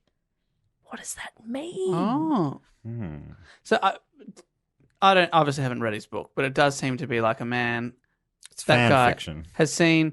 Oh, she may have been a lesbian. Well, let me say what could have happened. Yeah, it feels like- really far-fetched. It's like there's no evidence of this happening, but this could have happened. Yeah. And then the candlestick. It's like, okay. Yeah. And then she must have told her dad, but then her dad must have been like, nah, I don't accept that. So she got raged and killed him. And he keeps going, and then he keeps looking up, like, and Yeah. people are still listening. Oh, yeah, And then, yeah. Yeah. Oh, I've got to finish somewhere. it's a little bit odd. Emma, the sister, she had an alibi. She was in Fairhaven, which is about 15 miles or 25 k's away. But, of course, a crime writer named Frank Spearing proposed that she may have secretly visited the residence to kill her parents before returning to Fairhaven to receive the telegram informing her of the murders. She had to race back to get the telegram because then the person delivering the telegram would be like, I gave her the telegram. She can't have been there. But, she was. She did it. It's very confusing. Right. And also, why would she have murdered them? You didn't give any kind of reason why. I mean, all these people should spend their time writing episodes of Murder, She Wrote, because it sounds like they've got great It's so plot good. lines and characters and theories, but One more prominent suspect is their uncle, John. Ah, Uncle John Morse. Did he ever show any signs of being a killer? He rarely met with the family after his sister had died, but he'd slept in the house the night before the murders. And according to law enforcement, John had provided an absurdly perfect and over-detailed alibi for the death of Abby Borden. I was at the shop at 11:04. With the judge, he was there with me, and my friend the sheriff. They were all there. Said to the sheriff, take note of where I am right now. And he said, that's a weird request, John, but all right. And he did. So, no further questions. Ah, John Morse. Anyway, so after the trial, Lizzie and Emma bought a home in Fall River, and they called it Maplecroft. So these are the two sisters. They're just living in a home now. It was a large home. They had a staff. They had live-in maids, a housekeeper. Because Abby was ruled to have died before Andrew, her estate first went to Andrew and then, at his death, passed to his daughters as part of his estate. So they had quite a lot of money. So if it went the other way, his would have gone to her and hers would have gone to... Maybe her family? Right. That seems like a wild way of figuring it out. So, but do you think Andrew ever knew that he'd inherited that for about an hour? Wow. Wow, got all that. I've got all this stuff. Oh, no. Yeah, I mean, your wife's dead. I don't think you're first thinking about your inheritance. Well, the first hour. Yeah, you're right. Grief. Shock and grief. Yeah. It sounds to me like they planned that too. Kill the stepmom first. Money goes to dad. Kill the dad. You get the money from dad. Who planned it? The daughters? Some sort of sister. Oh, a sister. An unknown sister. Third sister. They did have a third sister, but she Yes. died when she was 2 years old. Or did she? Whoa! Oh, that's what she wanted you to think. And because she was officially dead, she didn't inherit any of the fortune that she killed for. Sure, but her sisters could have just given it to her. Yeah, that's right. They were in on it. They're in it together. Are they all in cahoots? Yeah. And they were also lovers. Really? Maybe. Probably. Wow. And they wouldn't have written about it back then. No. They wouldn't have written that down. They wouldn't have confessed to a murder in the letter. But I not can back then. tell. Very suspicious. I can tell. Yeah, so they live it in their house. 2 years after the murder, the sisters even purchased a 10-foot tall blue granite monument for their father and stepmother, spending more than $2,000 at the time. So that's a shit ton now, a metric shit ton. However, despite being acquitted of the crime, the people in her town certainly didn't trust her, and they turned against her. All of her friends abandoned her. People refused to sit near her at church. And children, probably daring each other, would ring her doorbell in the middle of the night and pelt her house with gravel and eggs. Oh, jeez. Yeah, kids suck. Oh, if she didn't do it, that sucks. If she did it, she'd be like, nah, this is... Yeah. Guess this is karma. At least I'm rich and my dad's dead. Yeah, but a bit of gravel, even is even. Evie. Even is Evie. Evie. I was hoping I said that quietly enough that it didn't. You're wearing headphones. Anyway, Lizzie often travelled to Boston and New York to go to the theatre, and she developed a relationship with actress Nance O'Neill. Oh, yes. What a Nance name. O'Neill. Not Nancy, Nance. Nance See, this is O'Neill. another one where people were like, she's gay. She's got a very close friendship with this woman who's married to a man. It's a little bit confusing. I'm not saying they weren't, but I'm just saying like people were jumping to some conclusions. Yeah. Here. They could And have just been very also- close friends. Also, lesbians don't necessarily kill their parents. No, yeah, there's no correlation there, I don't think. They're like, she's got a secret. Potentially. And that means she also has another secret about killing her parents. Yeah, those two go hand in hand. Emma disapproved of this relationship, this friendship with Nance. And Lizzie threw a party for Nance O'Neill one time at their house, and it was the final straw. Emma moved out. She was mad. She moved out of the house. She thought she refused to discuss the matter. But one time she told the Boston Sunday Herald that I did not go until conditions became absolutely unbearable. And these, I'm obviously there's got to be something a lot deeper, but all that I could find was that she didn't like this friendship, so she left, and the two sisters never spoke again. Whoa. They remained estranged. Wow. the rest of Especially their on the lives. plane. Rest of their lives.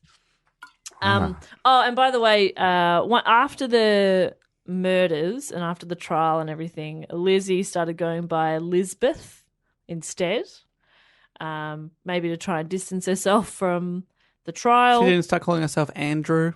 Yeah, you'd go by Andrew, Andy. surely. Andy McDowell. Andy. Oh, I hate Andy McDowell. What? I just hate her. I don't get it. Well, The question is, why? have you seen Four Weddings and a Funeral? Yeah, actually, she's very annoying. She's the character, so annoying. The character, it does feel like. And at the end, why she's why would he go for her? She At the seems end, she's horrible. like, "Is it raining? I hadn't noticed." And you're like, "Have you ever fucking acted before?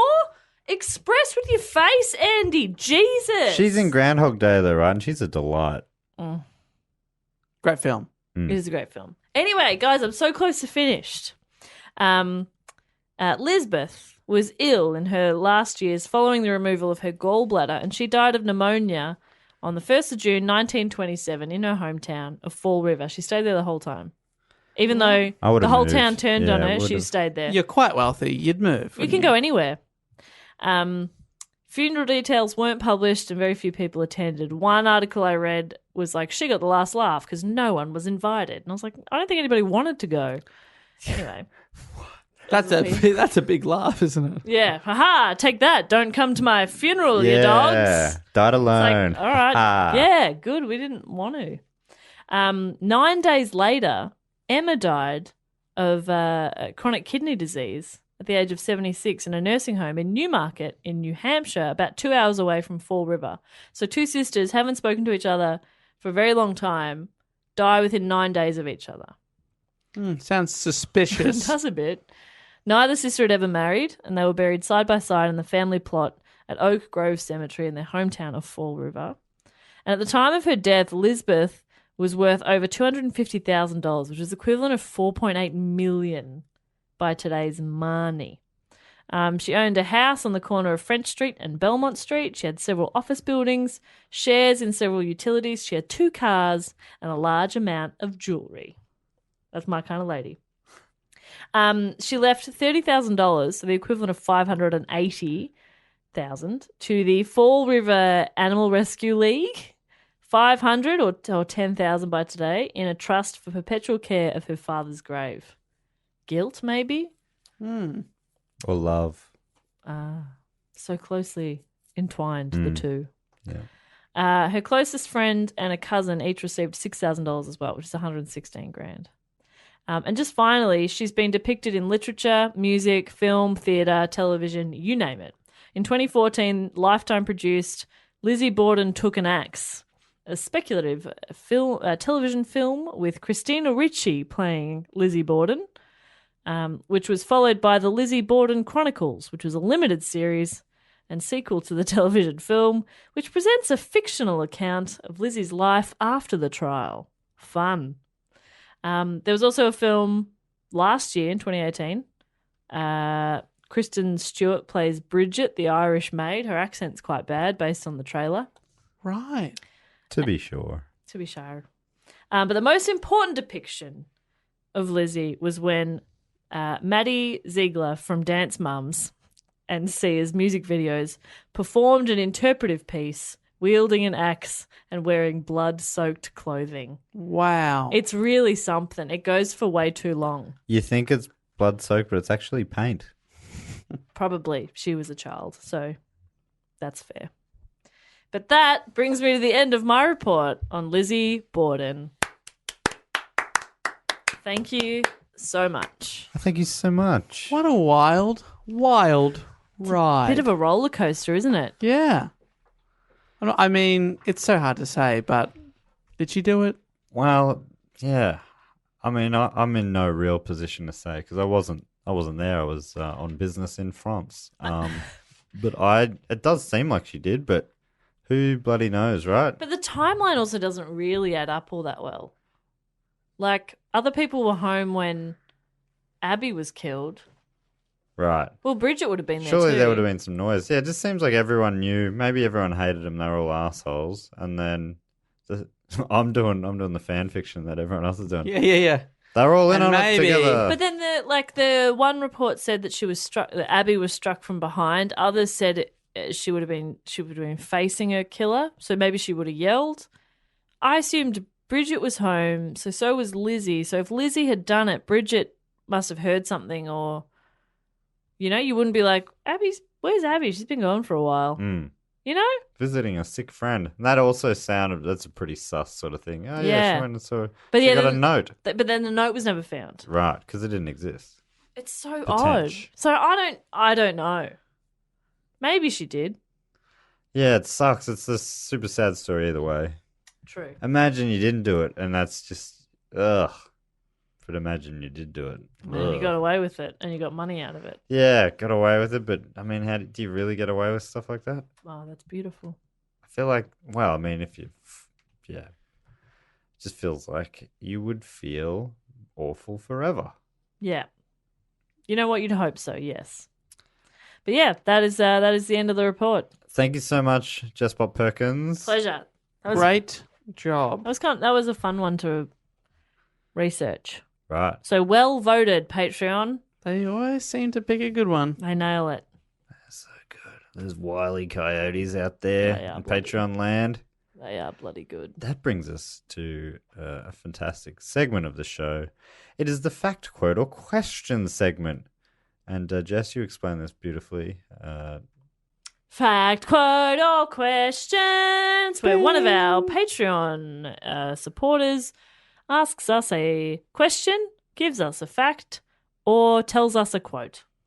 That is so nicely put. And this week, our fact, quote, or question giver is Luigi de los Reyes. Luigi? How did I not know we had a Luigi? I don't have enough Luigis in my life. I need more Luigis. And you're able to give yourself a title when you're giving us a fact, quote, or question. And Is Luigi's he the Mario of the pod? Oh my god. he's given himself the title of official Green Mario of the podcast. Oh my god. I love that Luigi just leans into it because I'm sure he gets so many Mario and Luigi jokes and you would just have to either go with it or change your name. Where's Mario? I love that. Good for you, Luigi. Also, recently I went to work wearing a green t-shirt and some black overalls, and only once I got to work did I realize I looked like Luigi. And I was like, I'm going to roll with this. Yeah. Because Luigi is sick. So you grew a mustache. Yeah, I did. And you got a plumbing degree. Yeah, I did. And I jumped and I hit my head on some boxes and coins came out of them. Yeah. It was sick, actually. It was a good day. Mamma mia. So Luigi, he did say, that's a reference to my name and nothing else. Good. Thank you for Did you clarifying. find? And he has asked us a question this week. And his question is, he said, I'll go with the classic icebreaker question Love it. of if you were stuck on a deserted island and you could only bring 3 things each, what would they be? I should have given you... I should have read this easy. before right now, and I should have given some warning. I haven't thought about this. Well, you got one? My phone, Yeah? a charger, obviously, not an idiot, and probably some coconut oil so I could work on a sick tan. And before you say food, hey, dickhead, I've got my phone, Uber Eats. Yes. Oh, damn. I should have thought of that. Yeah, I didn't think of that. And the charger that... Just to keep my phone charged. Oh, okay. And that plugs into the... Son, it's solar. Oh, that Jesus is Christ, smart. man. Sorry, Read a yeah. book. We've Yep. only got one planet. That's true. One planet, one life, one love. Come on, Matt. If food is a thing that is on the island, let's just say it is. Oh, yeah, Dave, there's in a my, kiosk. In my scenario. You can get some hot chips I and can- a pie. I can Yeah. forage for berries. Fuck off. You're not foraging. You'd get a splinter and lie down and wait to die. Honestly, in any survival situation, any zombie apocalypse, I'm just going to lay down and die. I cannot think of anything worse than the show Survivor or I'm a Celebrity, Get Me Out of Here Oh, or God. anything like that. No, never, no.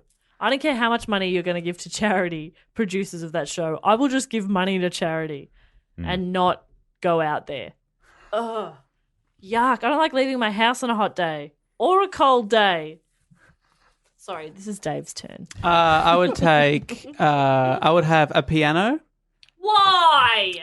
I would, if you're stuck there forever, you may as well try and get good at something. How are you going to learn the piano? You teach yourself. All right, mate. I know that. Very patronising as someone who took 10 years of piano lessons. I've also taken many years of piano lessons, so I know the basics. So I just get real good. I didn't know that about him, actually. Well, Now I do. This that's is why what we Fact learn. Photo This is Question's why all we learn. about. Sorry, Dave. No worries. I would have Baby grand or? yeah, baby grand. Yeah. Imagine be that too on the flashy. beach. You don't want to have, you Don't don't need a want to full waste too grand. much space. Yeah, don't want to. Yeah. I would take a Kindle with 10,000 books Ooh, it's a lot of books. and toilet paper. Oh, good one. Can Thank I you. borrow the toilet paper? Because I have got Uber Eats. No. I think we're all on the same island, aren't we? Yeah, great. This Kindle, how are you keeping that one charged? Solar powered. So good. It's so good that you remembered. Okay, so we've got food and tanning covered. And a piano. piano and a book. I'm going to bring a big disc to block out the sun. Oh, nice. Like a shade tent? Yeah, shade tent. A big disc. Yeah, like Mr. Burns used. Right, yeah. And who shot Mr. Burns? Owls will deafen us with incessant hooting. Oh, no, it's a good question. I'm thinking of stuff like you, Dave, like a piano. But I was thinking maybe a deck of cards. Oh, I like cards. Yeah, you can do a lot with that. Ah, Especially if there's other people. But Magic 8 Ball. how essential. Will I get off this island? No. Ah, crap. Try again later. But Oh. if we're taking powered things, I guess I'd bring a computer with the internet, which I guess is there because you got Uber Eats. And then you could let people know where we were. We'd be saved quite quickly. No, I'm looking at it as a holiday. Oh, great. And maybe a masseuse. Oh, we bring nice. another person. Some sort of monkey masseuse? Yeah, how did you phrase it? Well, I'm sure you can take. 3 things each. Yeah, people are things. Yeah. The way I treat them. Oh. You there? Yeah, and the masseuse is also knows how to sing and teach Dave piano. Great. Thank you. Perfect. Thank you. Dave, can I also have a play on? You're not going to play your piano 24/7. Can I have a go? You thought it was a dumb idea, so I did a little absolutely bit. not. You'll come around. Then we'll do duets. We'll play Heart and Soul together. Oh, that would be... That would be fun.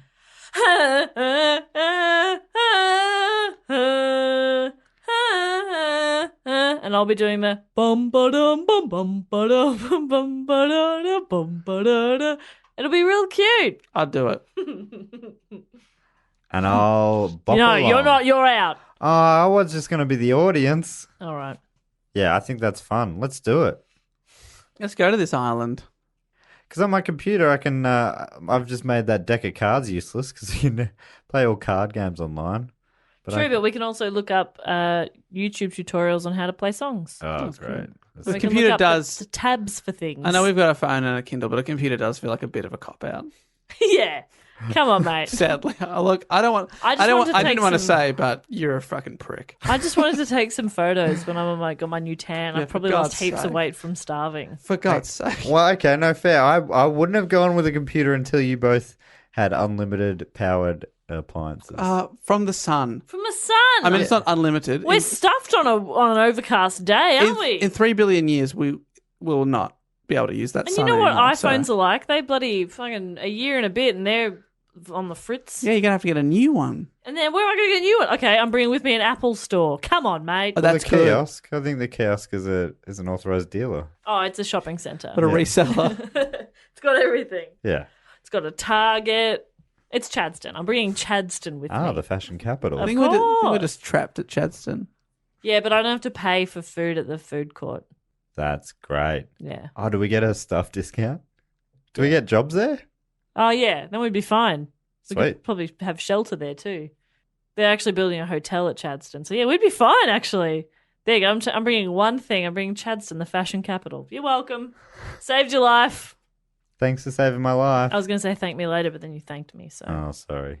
I was pre-thinking. anyway, thank you to Luigi for that excellent question. Thank you, Luigi. And the other section on the Patreon section is we thank a few more Patreons in Yeah. this section. with Patreon. In this section. And if you want to support us on Patreon, you go to what do? You go to patreon.com/dogoonpod. And if you support this podcast, you're also supporting Dave's Book Cheek podcast, which is a fortnightly podcast all about classic novels. He reads them so you don't have to.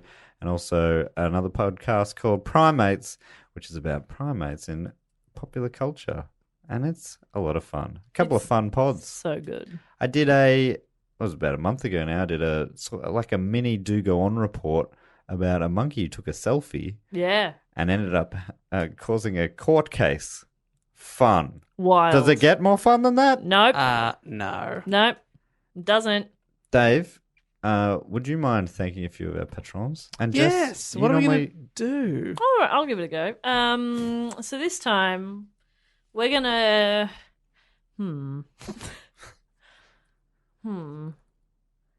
I'm open to suggestions. Let's give him something on a deserted island as well. Oh, great. Yeah, that's nicer. We give him an object. Yes, that's nicer than saying whether or not they murdered their parents. So yeah, this is the. I mean, Jess, just you're one. You're often very good, but let's let Matt do this. Yeah, one. I reckon two. So just one object each. Yeah, I think so. Yeah, great. All right, I would like to thank from Hailsham in East Sussex, in the greatest of Britons. I would like to thank Carl Stevens. Carl Stevens. Carl Stevens. Carl Stevens. I reckon Carl has brought with him an archery set. Oh, great. Yeah, including like how many arrows? 2. Two arrows, and he's got a little. Sadly, he bought 660 bows. He really did not pack well. Yeah, right. That's ultimately useless, but could be handy for firewood. That's right. Well done, Carl. We'll need that firewood on And his he own. can just go fetch the arrows and go again, right? Yeah, exactly. Shoots a pigeon, Go get pops its head off, grabs another, grabs it, goes again. So good. Carl, thank you so much for your support. Thank you, Thank you, Carl. Carl. And because you're going to be on the island with us, thanks so much for bringing the bows. Yeah, this is And- great. There's heaps of us on the It's island going to be now. a fun island now. It's fun. It's like a party island. Now it is a holiday. Yeah. This is like Scooby-Doo, that film where they're on an island. It's a party island. Oh, Oh, now well. I understand. I was imagining. I was going to say it's like we're like on Ibiza or something, but That's probably better, yeah. We're at Lindsay Lohan's beach club. oh, great! But there's only the 9 of us invited, including Carl. Thank you so much, Carl. Thanks, Carl. I would like to thank from Lancaster in Pennsylvania. I'd like to thank a beautiful triptych of names: Benjamin Dalton Joles. Oh, BDJ. BDJ. BDJ is fantastic. I'm gonna get BDJ to bring a bocce set. Oh, I love a bit of bocce or bulls. Or bulls. I say bocce, but I think bulls.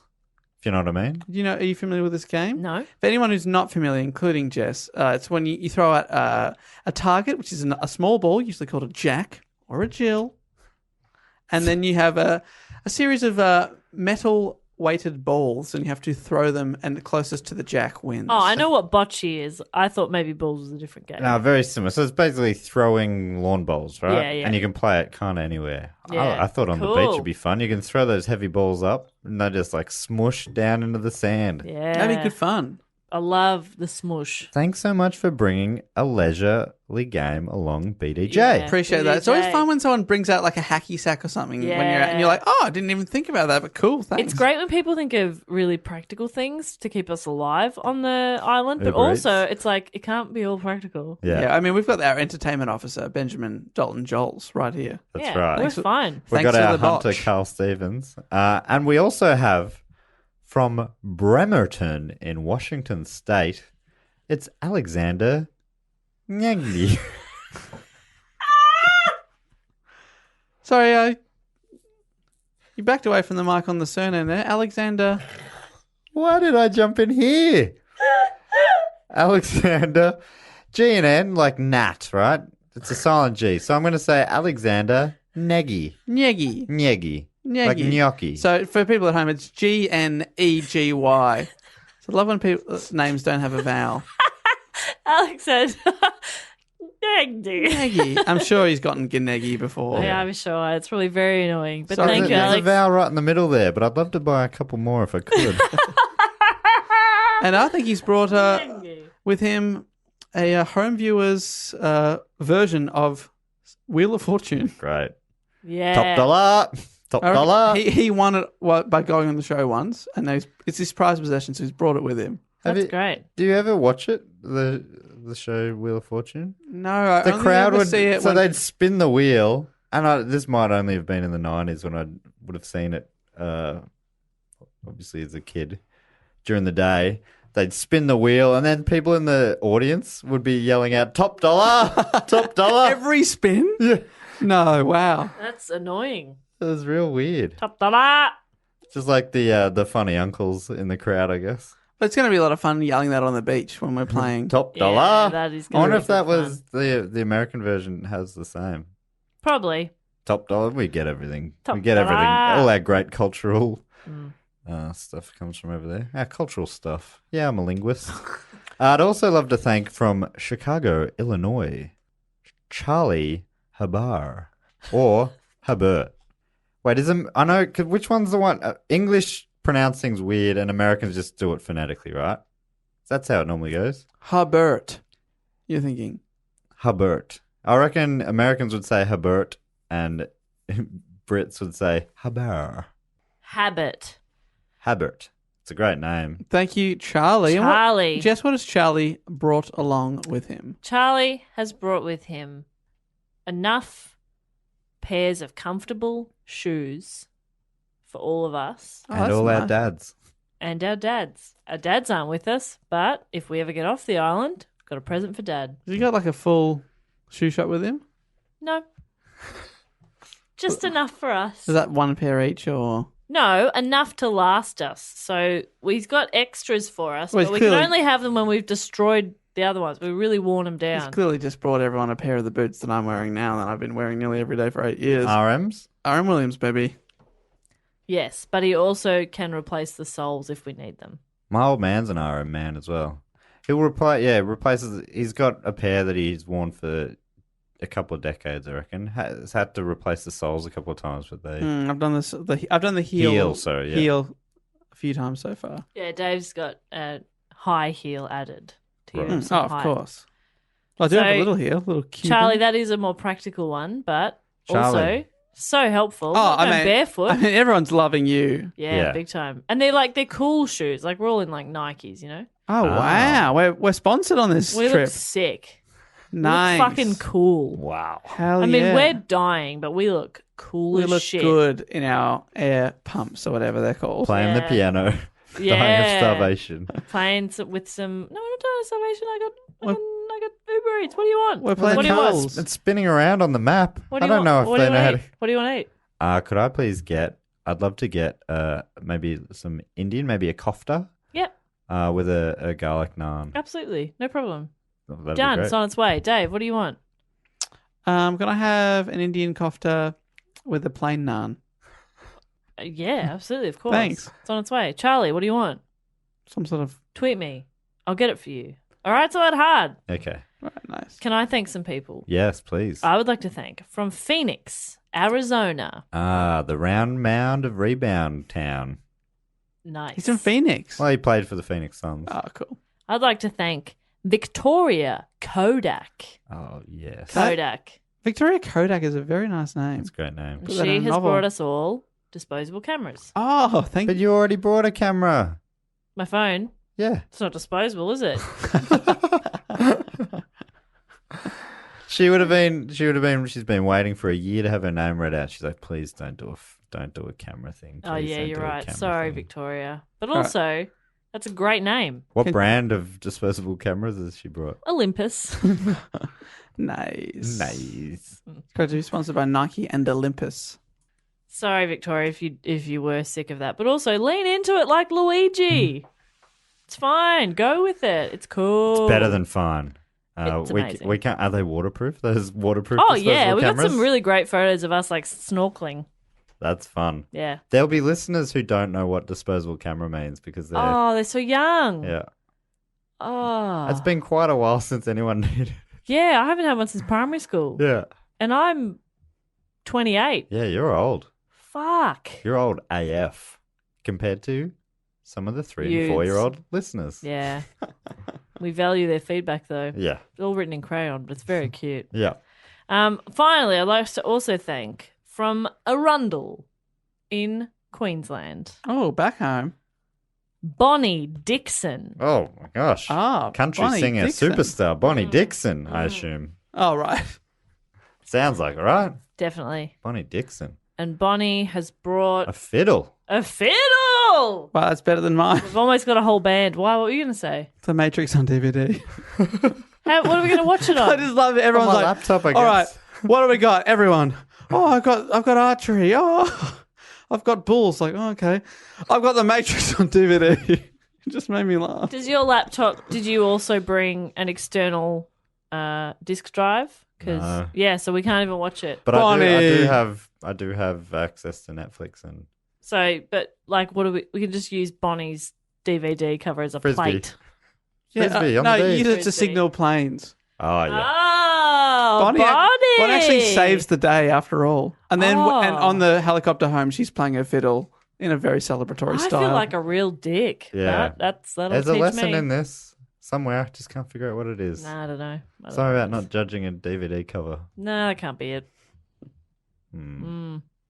But thank you to everybody. Yeah, thanks to all the people. We'd love to be on a deserted island with our patrons, wouldn't we? Yeah, let's do it in international waters Oh, it's still my dream to do a podcast in international waters. Can we make it happen? on a barge. Does On a anyone what? On a barge. A barge. Barge. Does anyone out there own a big boat? A super yacht. That's all I want. Tell me if you own a super yacht and can we use it for one day? Please, Dave, say please. Sorry, please. I need this. And if anyone works in touring American for podcasts, All right, Yeah. so we'll put it on the table. We're looking into going to America in 2019. Big dream of ours. We've been talking about it for ages. We've started looking into it. The visa side of things to go over there and perform because it's technically work looks like it's pretty tricky, to put it mildly. yeah, which we've known for a while, but the more we look into it, the harder it seems Yeah, to be. talking to a few friends that have been over there and stuff. So basically, we might need to go with some sort of tour company. Is that you? Can we, A, stay on your super yacht, and B, be brought over by your tour company? Let us know if you know anyone that has done that, because there's not that many Aussie podcasts that have been over to America to do a tour, which we feel very fortunate that we want to do that, but we need to make it happen. Yeah. Jesus, I want to make it happen. I'm so keen to see a Railcats game live. Throw that first pitch. If that tweet is legit. Anyway. So Matt was invited by the Gary, Indiana Railcats to throw the first pitch. I'm daring not to dream as yet. I'm going to keep that in my pants for a little bit longer. Are you looking at me funny? It's not a turn of phrase? You're going to keep it in your pants? That's a different thing, isn't it? No, but keep it in your pants. I'm going to keep my Gary, Indiana Railcats first pitch in my pants. Maybe we could all become semi-professional baseball players and the Gary, Indiana Railcats brings us over as like employees or something. Right. Love this. Yeah. It's like a promotional opportunity, and then we do a couple of we just happen to do a couple of podcasts. Feels like it's win, win, win. while we're also playing semi-professional baseball. Yeah. I think they're full pros, just independently. no, but Oh. we're going to be sad. Yeah, we'll be we're not semi-pro. good enough to be. They're not also podcasters, or maybe they are. I don't know. I don't know all of them, but I'm going to. Yeah, soon enough we'll know the boys and girls of the Gary, Indiana Railcats. Yeah. So basically putting that out there just in case if anyone's still listening at the end and they're like, actually, yeah, I know a company that could help you out or anyone that could help us out. Please do get in contact. Do go on pod@gmail.com, probably the best place to talk about an idea like that. And all the links to our social medias are on dogoonpod.com. Basically, we're at dogoonpod on Instagram, Twitter, Facebook, and we're also on YouTube. We have a great time on YouTube. We We really have a great do. time everywhere. We certainly we just do. have a great time. We're friends. Well, that does bring us to the end of the episode. Hopefully we'll see some of you soon in Adelaide and Melbourne for our live shows. Hopefully announcing a few more Aussie live shows soon, so stay tuned for that. But until next time, I'll say thank you for listening and I'll say goodbye. Later. Bye! This podcast is part of the Planet Broadcasting Network. Visit planetbroadcasting.com for more podcasts from our great mates. I mean, if you want. It's up to you. It's up to you. It's up to you. It's up to you. It's up to you. It's up to you. It's up to you. It's up to you. It's up to you. It's up to you. It's up to you. It's up to you. It's up to you.